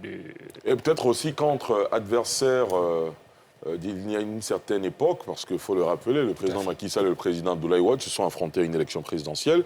Peut-être qu'entre adversaires politiques, il y a une rancune tenace, Michel Betta. Non, mais moi, je pense que cette manière de Wade de choisir l'opposition reflète un peu je dis, on a pensé à un moment que Macky Sall ne soutenait pas son poulet, Amadou Ba. On l'a pensé à un moment, beaucoup l'ont dit, même la presse sénégalaise l'a commenté. Hein, Macky ne Mamadou pas Ba. Bon, vous dites quoi? Pour dire que dans la lecture qu'on a pu avoir du choix de Wade, moi, pour certains que j'ai pu interroger, à un certain moment, Macky Sall a accusé Ba d'avoir été l'instigateur du retrait de la candidature de Karim Wade. Donc ça, c'est des rumeurs qui ont circulé. Donc il était dans ses efforts de reporter les élections, c'était pour faire en sorte que Karim Wade revienne avec lui en faisant un effort pour que Karim Wade soit dans le jeu. Donc cela n'ayant pas pu se faire, il est normal que Karim Wade, voyons aujourd'hui sa conclusion totale, il s'est rallié à l'opposition pour espérer un jour gagner et puis revenir dans la scène. Donc, moi, je dis que moi, je ne suis pas surpris parce que, il faut le dire, le retour de Karim Wade dans le jeu politique était, selon certaines indiscrétions, était voulu par Macky Sall. Donc, son retrait par la Cour constitutionnelle même a été l'une des brouilles entre Macky et Amadou Ba, son poulain. Donc aujourd'hui, on a vu que dans toute la campagne, on n'a pas vu Macky Sall même se donner comme quelqu'un qui a envoyé un poulet sur le terrain et puis aller l'accompagner dans la campagne, battre campagne, aller voir ses soutiens.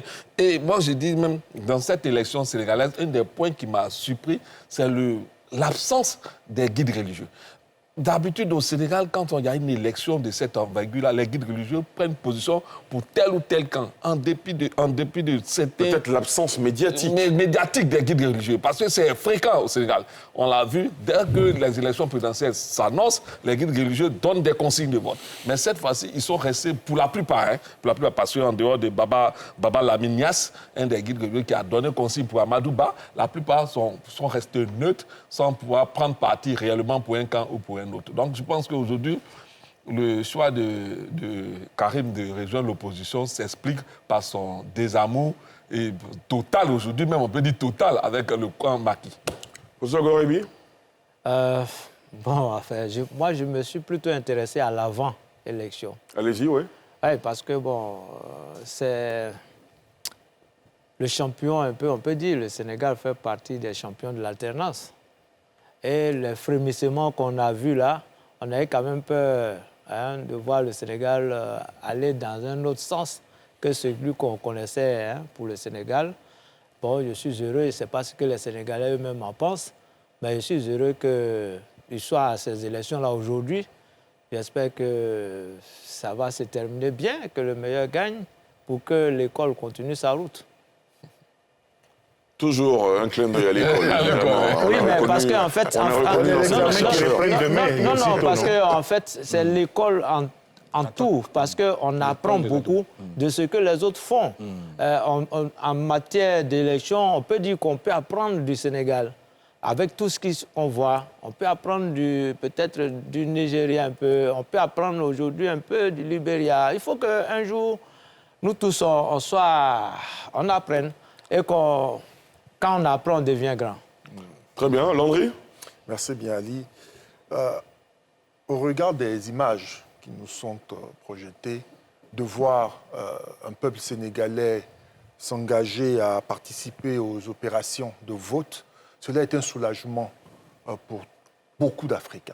C'est un soulagement dans le sens où l'on a préservé l'essentiel, c'est-à-dire l'exercice démocratique. C'est vrai que le vote n'est pas toute la démocratie, mais c'est un élément essentiel du mécanisme de renouvellement des dirigeants. et la possibilité pour les peuples de pouvoir soit redonner confiance ou donner la chance à d'autres, ou l'opportunité à d'autres dirigeants de venir faire leurs preuves, ou alors de changer de cap idéologique, politique, économique. Au niveau du Sénégal, au-delà de qui va gagner, qui ne va pas gagner, l'intrigue ou pas, il y a un enjeu fondamental. Les candidats, les principaux candidats, ceux qui ont beaucoup plus de chances d'aller au deuxième tour, parce que je crois intimement qu'il y aura un second tour, et c'est bon pour la démocratie, sont des candidats qui sont porteurs de deux offres carrément différentes. On a Amadouba qui est le dépositaire de l'établissement.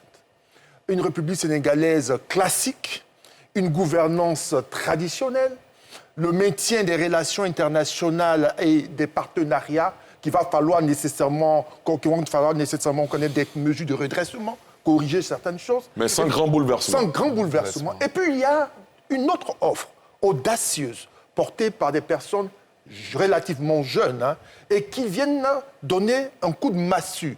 Ils viennent pour la rupture. Ils sont là parce qu'ils disent qu'ils sont là pour dégager. Ce sont des souverainistes. On a donc deux offres. Les Sénégalais sont invités à choisir. C'est un moment historique. Que vont-ils choisir? Vont-ils choisir d'apurer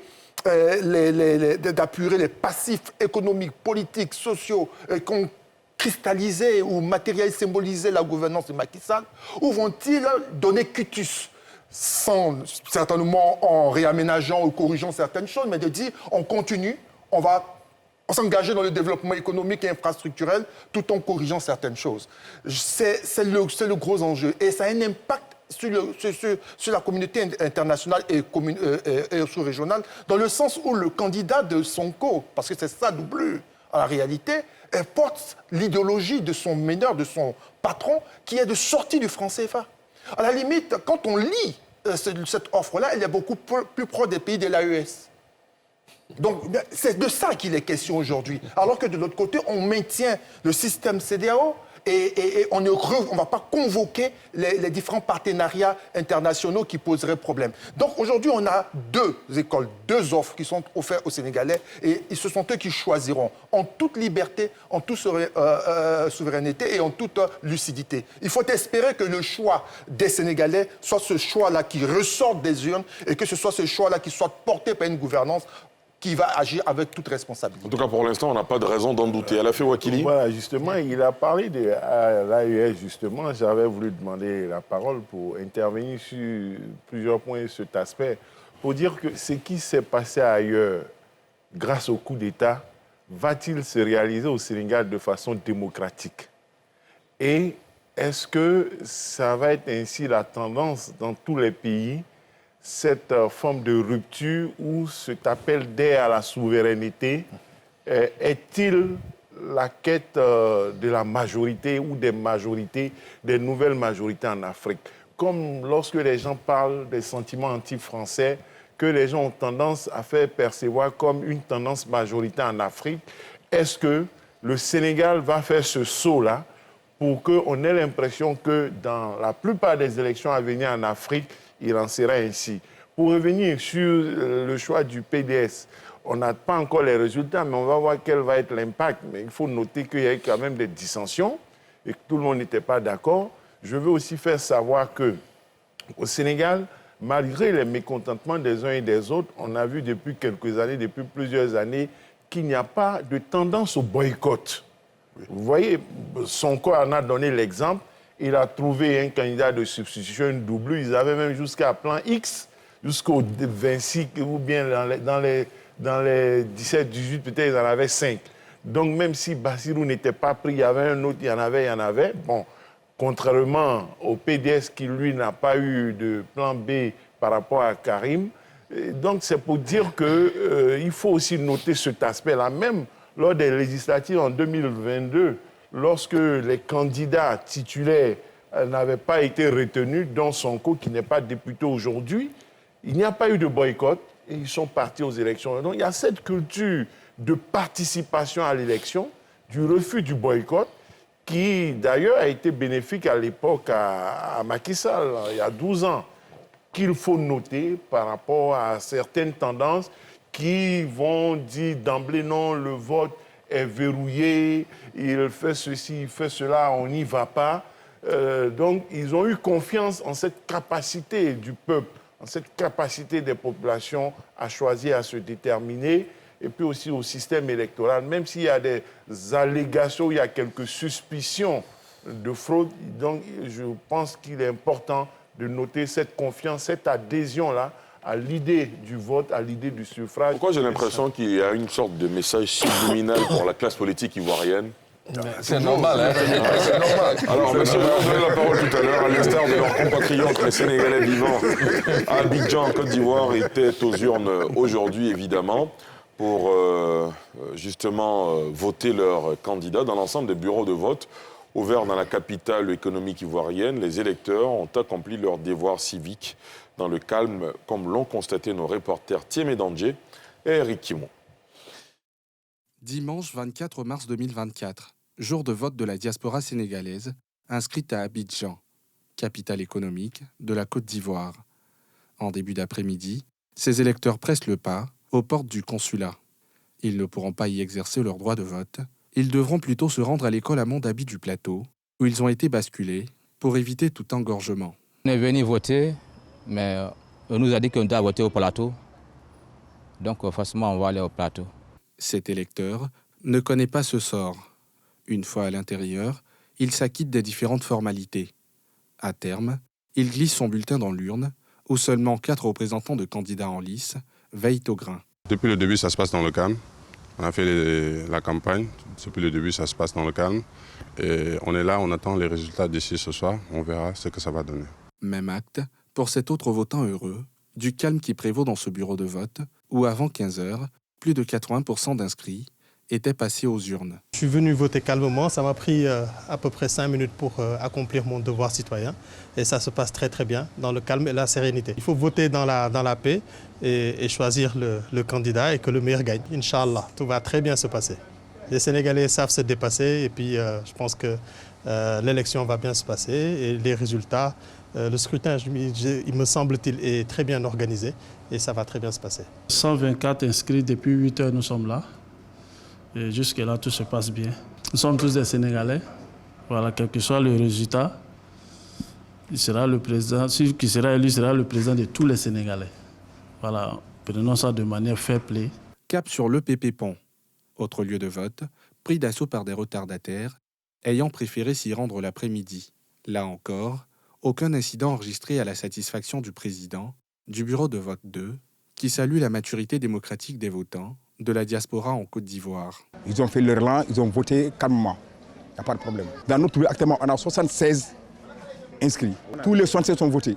Si le maire a gagné, c'est le Sénégal qui a gagné. Dans l'ensemble, des bureaux de vote ouverts à Abidjan, aussi bien dans les écoles publiques qu'au consulat. Les électeurs exerçaient sereinement le choix de leur président, appelé à succéder à Macky Sall au terme de ces 2 quinquennats, qui prend fin officiellement le 2 mars prochain. Voilà, les Sénégalais vivant en Côte d'Ivoire se sont rendus également aux urnes. Je vous propose d'écouter les candidats, celui de la majorité présidentielle de la coalition BBI, Amadou Ba, et celui de la coalition Diomaye Faye président, Amadou Ba et Diomaye Faye Bassirou. Le moral est très bon. Nous avons fait ce que nous avions à faire, c'est de faire le tour du pays, de présenter le programme, qui est un programme de consolidation, d'approfondissement, d'accélération de tout ce qui a été fait jusqu'à présent. Le message que nous lançons, c'est un message de paix. Le Sénégal nous appartient. Nous sommes tous des enfants de ce pays. Nous avons compétit. La campagne électorale s'est bien passée, quand bien même elle a été courte. En tout cas, elle s'est passée dans des conditions assez particulières. Elle a été courte, mais dans la sérénité, dans le calme. Il n'y a pas eu de violence, en tout cas, il n'a pas été signalé de violence excessive. En ce que nous rappelle, parce que ces moments nous rappellent qu'il n'y a qu'une seule souveraineté, en réalité, c'est celle du peuple, qui aujourd'hui se choisira un homme ou une femme qui va présider l'élection présidentielle. Dit-on, c'est le rendez-vous d'un homme avec son peuple. Mais nous avons réussi à faire de cette élection le moment de la présentation claire d'un projet de société à une société, à un peuple appelé à choisir fatalement entre la continuité et la rupture. Et d'ici quelques heures, on aura le verdict de ce choix-là. Et je demeure convaincu que cette élection-là se jouera dès le premier tour. Je voudrais finir pour dire aux autres candidats, comme j'entends le faire en ce moment, d'appeler au calme. Parce qu'en définitive, il n'y a que des Sénégalais qui votent pour se choisir un leader sénégalais. Et il n'y a pas de raison qu'à l'issue de cette journée, que la tradition ne soit pas perpétuée, à savoir que le vainqueur soit félicité par les vaincus et qu'au lendemain, les Sénégalais vaquent tranquillement à leurs occupations pour un retour définitif à la sérénité qui a été gravement perturbée ces derniers mois, ces dernières années. Augustin Couillot, vous avez entendu Bassirou Diomaye Faye qui parle de choisir entre la continuité ou la rupture. Qu'est-ce que cela vous inspire-t-il? Je pense que selon les projets, comme l'a rappelé tout à l'heure à la FE, selon les projets en place, c'est qu'ils ont les offres faites au peuple sénégalais, effectivement, il y a le choix entre la rupture qui est incarnée par le candidat de substitution qui est Diomaye Faye qui vient de s'exprimer et la continuité qui est incarnée par Amadou Ba, qui serait incarnée par Amadou Ba qui était jusqu'à récemment le premier ministre du gouvernement de Macky Sall. Et selon les offres présentées, évidemment, Amadou Ba, même s'il pense comme on appelle, faire certains ajustements, il ne sort pas du cadre déjà tracé par... il n'y a pas de grande rupture. Il n'y a pas de grande rupture, alors que de l'autre côté, voilà, ce qu'on a senti déjà avec Sonko, qui était le candidat, qui devait être le candidat représenté aujourd'hui par le PASTEF qui avait été dissous par le gouvernement qui sort maintenant. C'est vraiment, je ne dirais pas que c'est à l'aventure. On peut considérer que c'est vraiment, ça serait une vraie révolution. Voilà, ce serait aller à l'aventure. Quand on connaît l'histoire du Sénégal, qui a été jusqu'à présent, disons, un partenaire fiable du précaré français, et alors qu'on sent des clins d'œil, disons, à la Russie, sortis par exemple du franc CFA, comme certains le disent, alors qu'on sait qu'il y a le siège même, par exemple, de la BCEAO qui est installé à Dakar. On imagine un déménagement de la BCEAO du Sénégal, peut-être vers la Côte d'Ivoire. Nous, on va accueillir ça avec bon cœur. Mais je veux dire que c'est vraiment ce qu'il a décrit, c'est vraiment selon le projet que chacun a présenté, c'est entre la rupture et la continuité. Et on espère que les Sénégalais, le choix qu'ils ont fait, ils l'assumeront. Ils l'assumeront en tant que peuple. Et surtout, ce que je retiens, c'est que Diomaye Faye, certainement très sûr de son fait, demande que tous les résultats des urnes soient respectés. Et on espère aussi que lui aussi respectera si d'aventure les résultats n'étaient pas en sa faveur. Parce que ça peut arriver. C'est cela. Alors, Fanny Karim, il y a un contexte qui a précédé la rupture entre les pays de l'AES aujourd'hui et la France et la montée en puissance des concepts de souveraineté, de rupture avec le franc CFA. Le Sénégal n'est pas dans ce même contexte. Aujourd'hui, entendre Ousmane Sonko, donc le mentor de Diomaye Faye, indiquer qu'il proposerait une nouvelle monnaie au sein de la CEDEAO, et si la CEDEAO n'entendait pas cela de cette oreille-là, il irait à la rupture avec le franc CFA. Est-ce que c'est réaliste d'adopter cette posture pour le nouveau président sénégalais? Ali, je pense que les Sénégalais sont assez matures pour apprécier ce qui est bon pour le Sénégal, mais je voudrais faire remarquer quand même la population électorale. Votre premier reportage disait 3,7, c'est plutôt 7,3 millions d'électeurs qui vont décider donc pour 19 millions de Sénégalais. Mais je pense un peuple sénégalais qui est quand même bien installé quand même dans un développement économique assez harmonieux. Parce qu'aujourd'hui, dans notre espace économique, après la Côte d'Ivoire, c'est bien le Sénégal, mais véritablement qui fait son bonhomme de chemin. On peut dire que Macky Sall a fait un résultat et que ce résultat a besoin d'être soutenu. Aujourd'hui, donc, réinventer donc, tout ce système, à vouloir tout bouleverser, et prendre, on peut dire, le contre-pied de ce qui fonctionne déjà bien. Avec, d'ailleurs, comme il l'a si bien dit, avec le nœud même de notre système monétaire ouest-africain, je pense que ce ne serait pas le bon choix à faire. Même si Diomaye Faye réussissait à gagner ces élections, je pense qu'il va donc peut-être, face à la réalité, lorsqu'il sera installé revoir sa copie, parce qu'il va comprendre très vite parce que de l'extérieur, on ne voit pas quand on est à l'intérieur. On ne voit pas ce qu'on voit de l'extérieur quand on est à l'intérieur. Je pense que dès qu'il sera assis dans son fauteuil, il n'aura pas d'autre choix que de revisiter sa carte. Parce que si c'est lancé sur cette lancée, ça va tout de suite impacter les populations dans leur quotidien. Et je pense qu'il va commencer à faire face à des problèmes auxquels son prédécesseur n'a pas fait face. Parce qu'à la fin, Wakili, quand on est candidat à une présidentielle comme au Sénégal, il y a ce qu'on dit, il y a ce qu'on promet au peuple. Mais une fois au pied du mur, on se rend compte que les exigences du métier de maçon ne sont pas celles qu'on aurait pensées quand on n'est pas au pied du mur, justement. Est-ce que vous pensez qu'au pied du mur, le président Diomaye, s'il advenait qu'il soit élu, pourrait aller dans la ligne de conduite qui a fait toute la notoriété d'Ousmane Sonko et de lui aujourd'hui? Non, il ne pourra pas. D'ailleurs, surtout qu'il y a beaucoup d'alliances. Vous savez, quand il y a les alliances, il y a les concessions. Justement, je voulais parler du cas du PDS. Le président Abdoulaye Wade l'a reçu, lui a donné des conseils. Il lui a dit de ne pas faire des chasses aux sorcières. Lorsqu'on parle de souverainisme, de souveraineté, de rupture avec le franc CFA, je pense que Karim Wade n'est pas dans cette logique. Karim Wade a été éliminé parce qu'il était encore français. Karim Wade n'est pas du genre à brûler son passeport français, dont il a eu du mal à se débarrasser. Or, lui, Sonko, il est dans la logique des gens qui brûlent le passeport français et qui veulent sortir du CFA.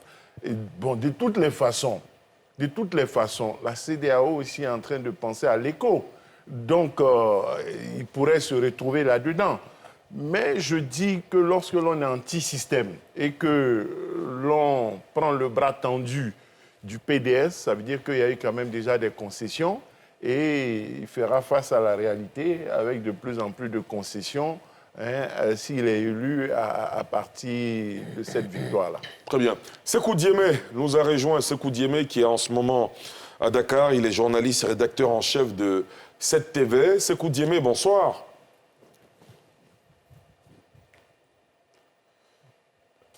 Sékou Diémé, est-ce qu'il nous reçoit? Il est parti. Il nous reçoit? Oui, je suis bien là, je vous entends très bien. Parfait. Sékou Diémé, comment ça va à Dakar en ce moment? Tout va bien? Oui, tout va très bien. On entend déjà et on voit déjà des sympathisants et militants du parti PASTEF en partie de Ousmane Sonko qui commencent déjà à jubiler. Or, jusqu'à maintenant, nous n'avons que des résultats partiels. On n'a pas encore les résultats globaux, mais ils commencent à jubiler, confiants que la victoire au premier tour est déjà acquise. Alors, est-ce qu'aujourd'hui, à 7 heures, on peut dire si on a une idée des tendances en termes d'abord de pourcentage, de taux de participation? Écoutez, ce serait très audacieux de dire que les tendances sont favorables à Diomaye Faye, puisque jusqu'à maintenant, les résultats que nous avons sont des résultats partiels, des résultats donnés par bureau de vote.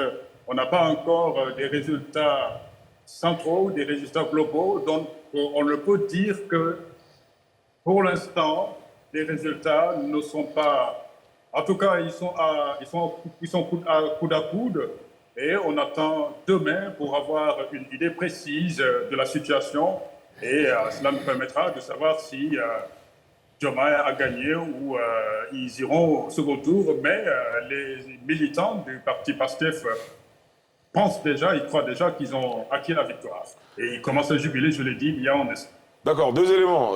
La matinée, on nous indiquait que les bureaux de vote, il n'y avait pas tellement d'affluence le matin devant les bureaux de vote.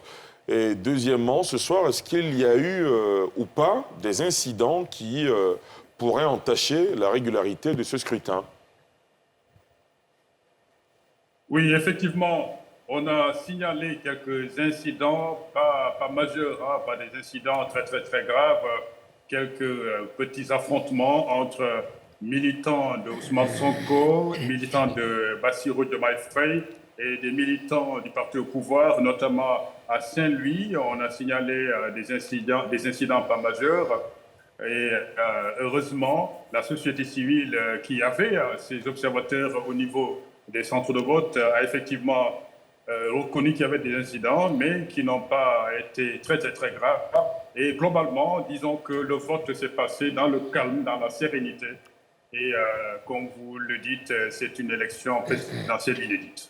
Aucune information sur le taux de participation pour l'instant? Pour l'instant, en taux de participation, on ne peut pas dire exactement le niveau, le pourcentage de ce taux de participation, mais on peut dire au niveau de pas mal de circonscriptions, on a estimé un taux de participation allant entre 40, 60, 67, même vers 70%. Mais pour l'instant, on ne peut qu'estimer. On attend demain.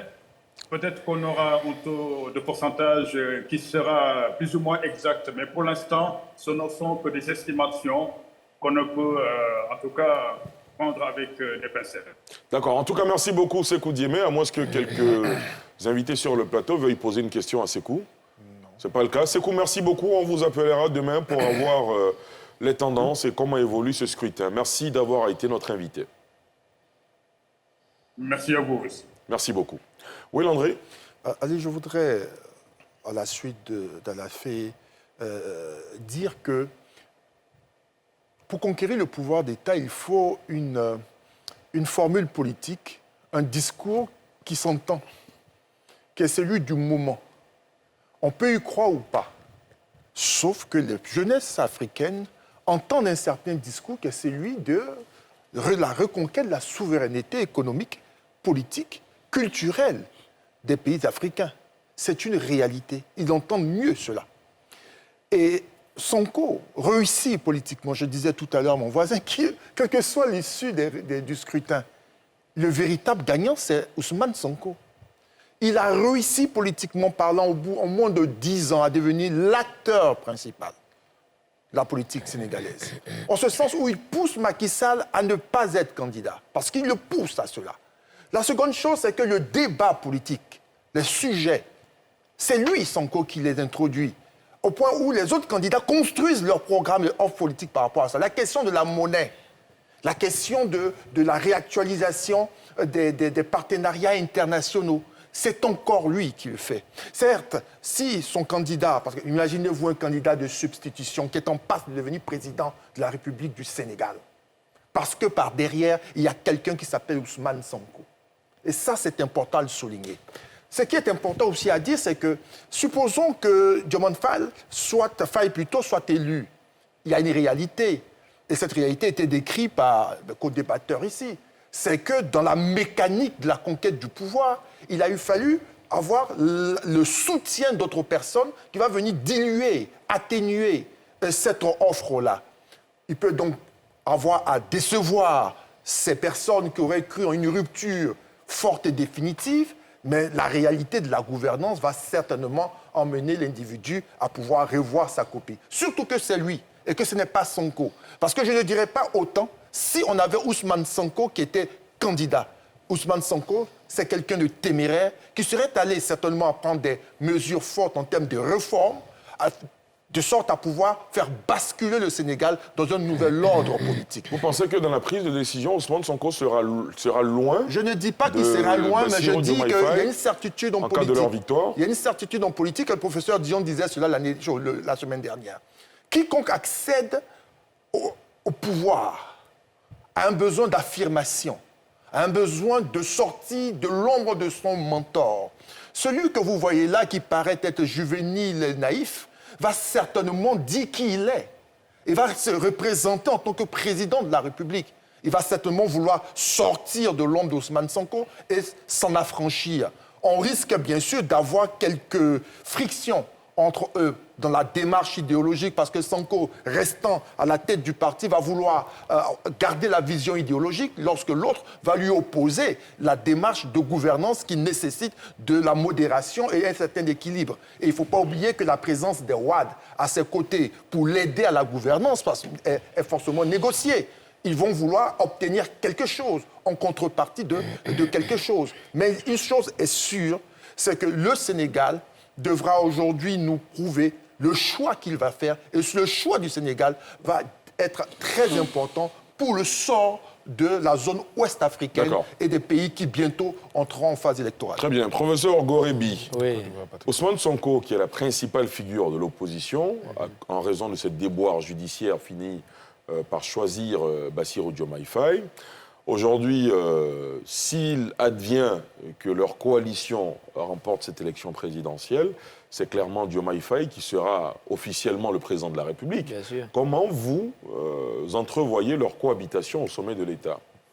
Bon, moi, la première chose que je voulais dire, je reviens. Vous avez l'avantage d'être presque plus âgé que nous tous sur ce plateau, donc vous avez l'expérience. Je reviens à l'école. Vous voyez que le candidat de Sonko, qu'est-ce qu'il a dit à la fin? Que les Sénégalais vont choisir leur leader et que c'est les Sénégalais qui ont voté, c'est eux qui doivent choisir, il ne faut pas qu'il y ait de problème après le choix. C'est une école. Et que le lendemain, il faut que chacun aille où il veut. Et je pense que c'est un pari, il faut qu'il réussisse ça. Et je pense que s'il réussit ça, ça sera une leçon de plus. Le monde est fait de leçons.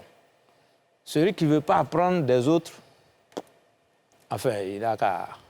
Vous voyez, en tant qu'enseignant, en tant que chercheur, nous, on apprend des autres. Ça fait que quand vous faites un travail de recherche, vous lisez d'abord partout ce travail a été fait pour voir qu'est-ce que vous pouvez apporter de nouveau. Vous vous écartez pas totalement, on n'invente pas la poudre, parce que les Chinois l'ont inventé il y a longtemps. Donc, ce que veut dire, c'est que quand on observe bien, le Sénégal risque de nous donner une belle leçon. Maintenant, l'autre a dit ce qu'il y a. Si souvent m'envoie quelque part, quand on vous envoie, il faut savoir vous envoyer. Peut-être que ça peut agir, mais en même temps aussi, souvent, le service qu'on rend à celui qui vous envoie, c'est de bien faire le travail. C'est cela. C'est ce qu'il va reconnaître, parce que si quelqu'un vous a envoyé, que vous avez mal fait le travail, il va regretter. Mais vous le faites vraiment en toute indépendance, il faut que ça soit bien fait. Très bien. On a une internaute, en tout cas, qui est très optimiste. Elle s'appelle Honorine Tou. Ousmane Sonko sera son super Premier ministre et Diomaye sera le président, comme Vladimir Poutine et Dimitri Medvedev. Attendons de voir. Koulibaly Souna, je reviens à vous. Koulibaly Souna nous appelle de Boaké. Koulibaly Souna, bonsoir. Bonsoir, monsieur Ali Garasouba. Nous vous écoutons. Bon, merci bien de me donner la parole. Merci de me donner la parole. Par rapport à ce qui se passe au Sénégal, je fais le parallèle avec la Gambie. Avec la Gambie? Avec la Gambie, où Moussa Baro, l'actuel président, a été un candidat de succession face à Yaya Jammeh. Son leader naturel s'est retrouvé en prison. Il était dans l'incapacité de battre campagne.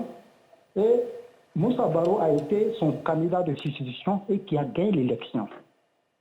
Et il a pris l'engagement qu'une fois élu, il libérerait son leader naturel et reprendre l'élection afin qu'il puisse compétir. Mais ayant pris goût au pouvoir, il n'est pas revenu sur ses, comment on appelle, il n'a pas tenu sa promesse où il s'est constitué une majorité, le parti du parti de leur parti, et il a ratissé autour pour se constituer une majorité. Et ça fait que son candidat naturel a été grillé. Et c'est ce que je crains pour Sonko.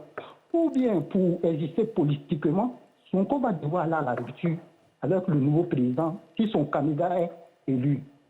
Et s'il va à la rupture, ça risque de fragiliser les partis, ce qui peut remettre en scène soit le parti de Macky Sall ou bien le PDS de Abdoulaye Wade.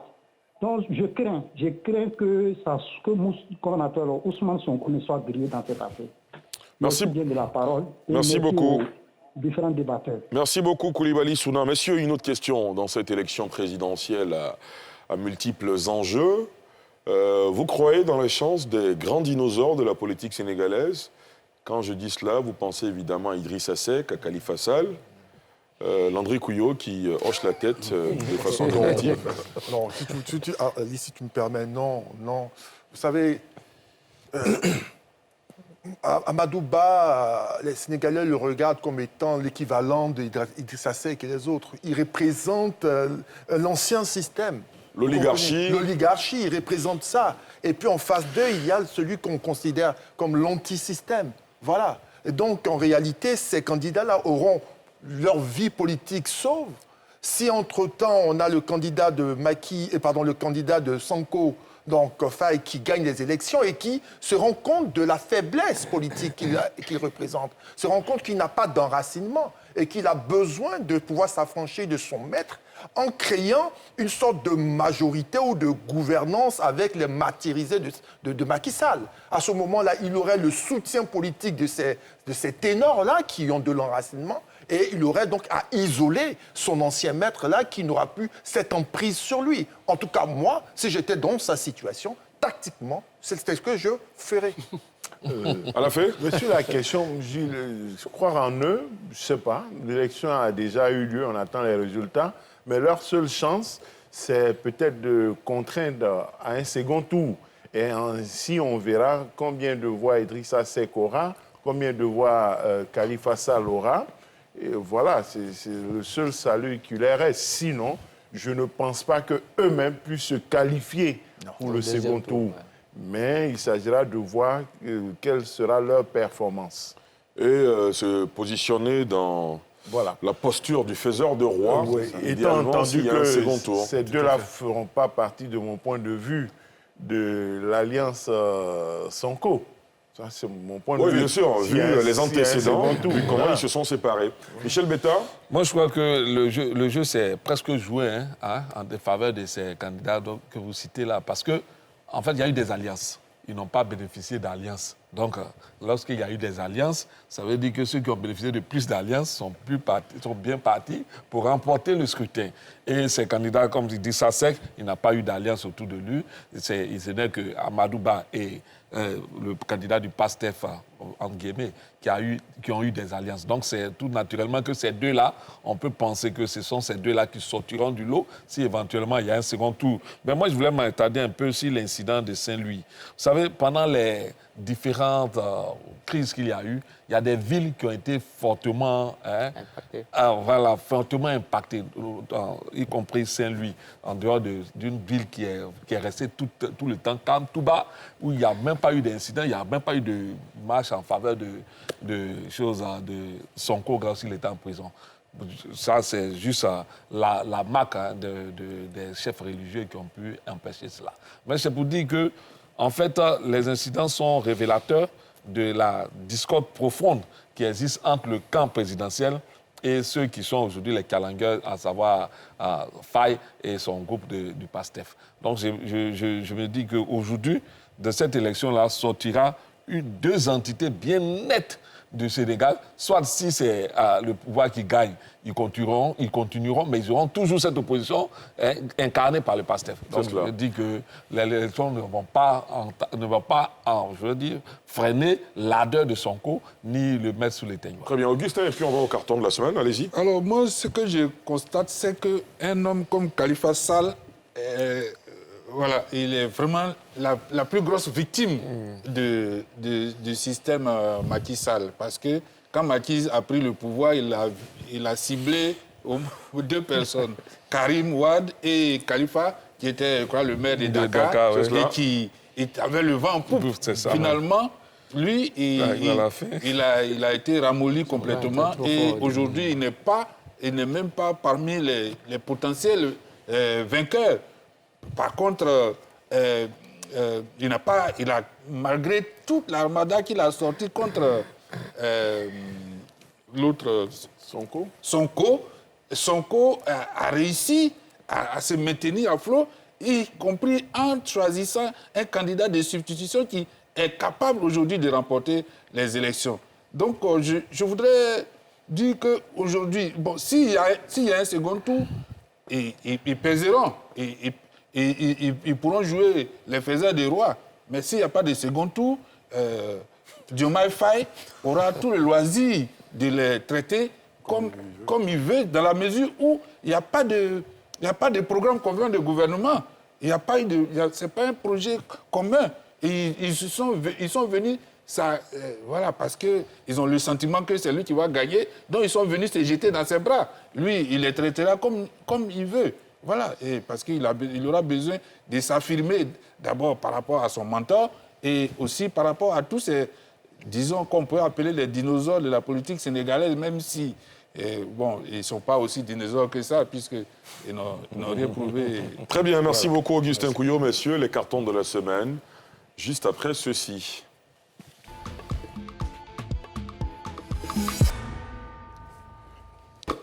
Landry Couillot, on commence avec vous. Merci bien, Ali. Alors d'abord, je donne un carton vert au ministère de la fonction publique et de la modernisation. Parce qu'avec Maestria, avec beaucoup de calme, de sérieux, de responsabilité, des réponses pertinentes ont été données, sans faux fuyant. Parce qu'une polémique s'était levée, beaucoup de confusion.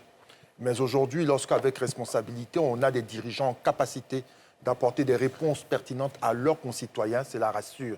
Moi, j'ai été rassuré. C'est pour cela que je donne un carton vert. Très bien. Et je donne un deuxième carton vert à Massalin Gradel, qui est sorti brillamment, bien sûr, de la compétition internationale en nous servant un coup franc magistral. Je voudrais saluer ces longues années mis à la disposition du football ivoirien, son talent, son calme, mais aussi son verbe. Il ne faudrait pas oublier que c'est quelqu'un qui a un oratoire puissant et qui a pu mobiliser ses coéquipiers, notamment lors de la dernière CAN, où on l'a entendu remobiliser les troupes et permettre à la Côte d'Ivoire d'avoir ce qu'il fallait. Très bien. Augustin ? Oui, carton vert à Max-Alain Gradel. Parce que je pense que c'est un modèle en termes de résilience, en termes de... Parce que dans ses différents clubs, il n'était pas forcément le plus brillant où il est passé. Mais pour l'équipe nationale de Côte d'Ivoire, il a toujours été présent et il a fait la preuve qu'il était encore important. Même au moment où il s'en va, il est encore important. Et donc, sur ça, le carton rouge que je sors, c'est à l'endroit de certains supporters ivoiriens. Pourquoi ? Je pense que Max-Alain Gradel, l'équipe nationale en a encore besoin. On a encore besoin de lui. Mais qu'est-ce que les supporters ont fait ? Non, beaucoup de gens sont dans une vraie campagne pour pousser Max-Alain Gradel à quitter l'équipe nationale. Ah, vous pensez que c'est la pression qui l'a amené à prendre cette décision ? Oui, beaucoup, parce que, vous voyez, il y a des gens qui l'ont surnommé Paul Biya. Parce qu'on l'accuse d'être trop vieux et qu'il bat la roue, il bat le chemin à des jeunes. Oui, il faut des jeunes. Mais je pense que si des gens comme Cristiano Ronaldo continuent de jouer pour l'équipe nationale du Portugal, les Messi et même Pepe, qui a 42 ans, joue pour l'équipe nationale du Portugal, je pense qu'on peut, avec l'expérience que le jeune, que moi je l'appelle un jeune, Max-Alain Gradel, a acquise, ça pouvait être utile encore aux éléphants. Et il a prouvé encore avec ce but qu'il a marqué dans ce match qui était quand même un match piège contre le Bénin. Michel ? Oui, moi je donne un carton vert au Conseil constitutionnel sénégalais qui a permis, grâce à sa droiture, à ces élections-là, de pouvoir se tenir à date, en empêchant le président de pouvoir ruser avec le peuple. Et vraiment, je leur adresse mon carton vert. Merci beaucoup. Professeur Gorebi. J'ai pas de carton. Vous n'avez pas de carton, je vous parle. Vous avez envie d'en décerner? En fait, j'ai pas. Vous voulez en décerner ou ça va? Bon, mais peut-être carton vert au Sénégal. J'espère que ça va bien se terminer. Très bien, parfait. En plus, dans le drapeau du Sénégal, il y a le vert. Il y a le vert, voilà. André Couillot, vous avez déjà donné vos cartons. Sinon, je Fanny peux en Karim, donner un autre carton. pour l'Africa. Ah ouais. Surtout pas. Fanny Karim, allez-y. Oui, Ali, j'ai un seul carton. Et ce carton, parce que j'arrive là pour la première fois depuis la fin de la CAN. C'est cela. Je décerne ce carton au président de la République. Et il a fallu que les étrangers que nous avons reçus lors de la CAN viennent nous montrer jusqu'à quel niveau le président de la République a placé cette Côte d'Ivoire.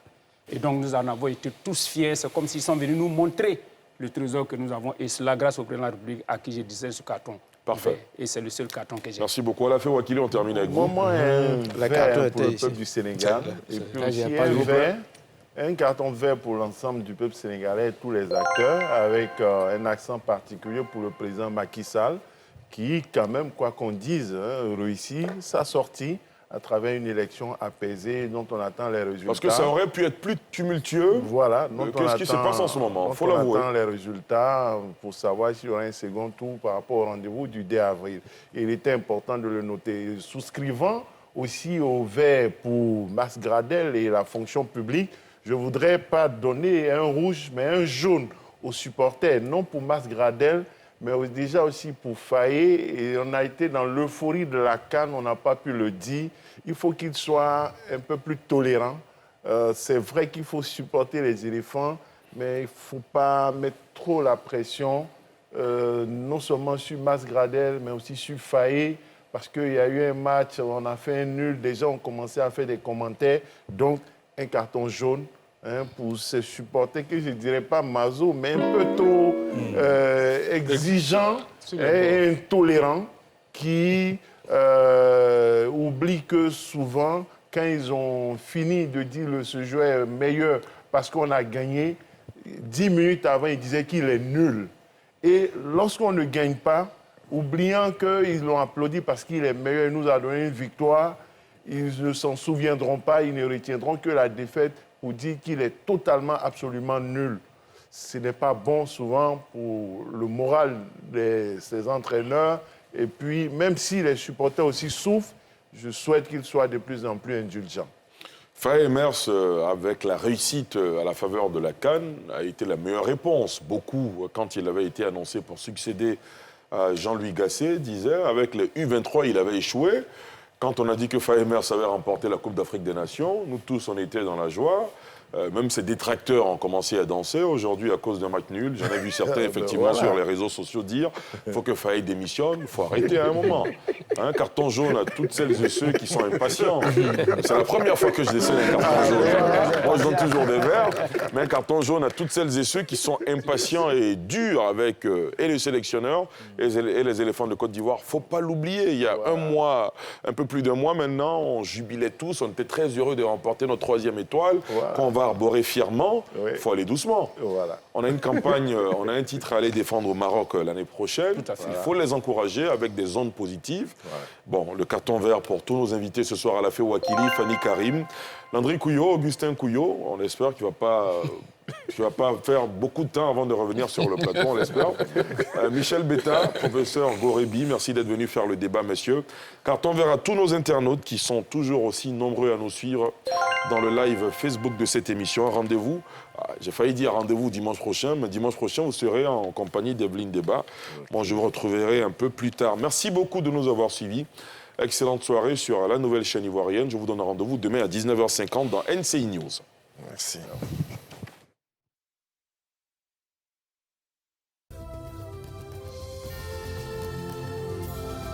Port autonome d'Abidjan, une référence internationale. Cette émission vous a été présentée par la SODEMI, la porte d'entrée du secteur minier ivoirien.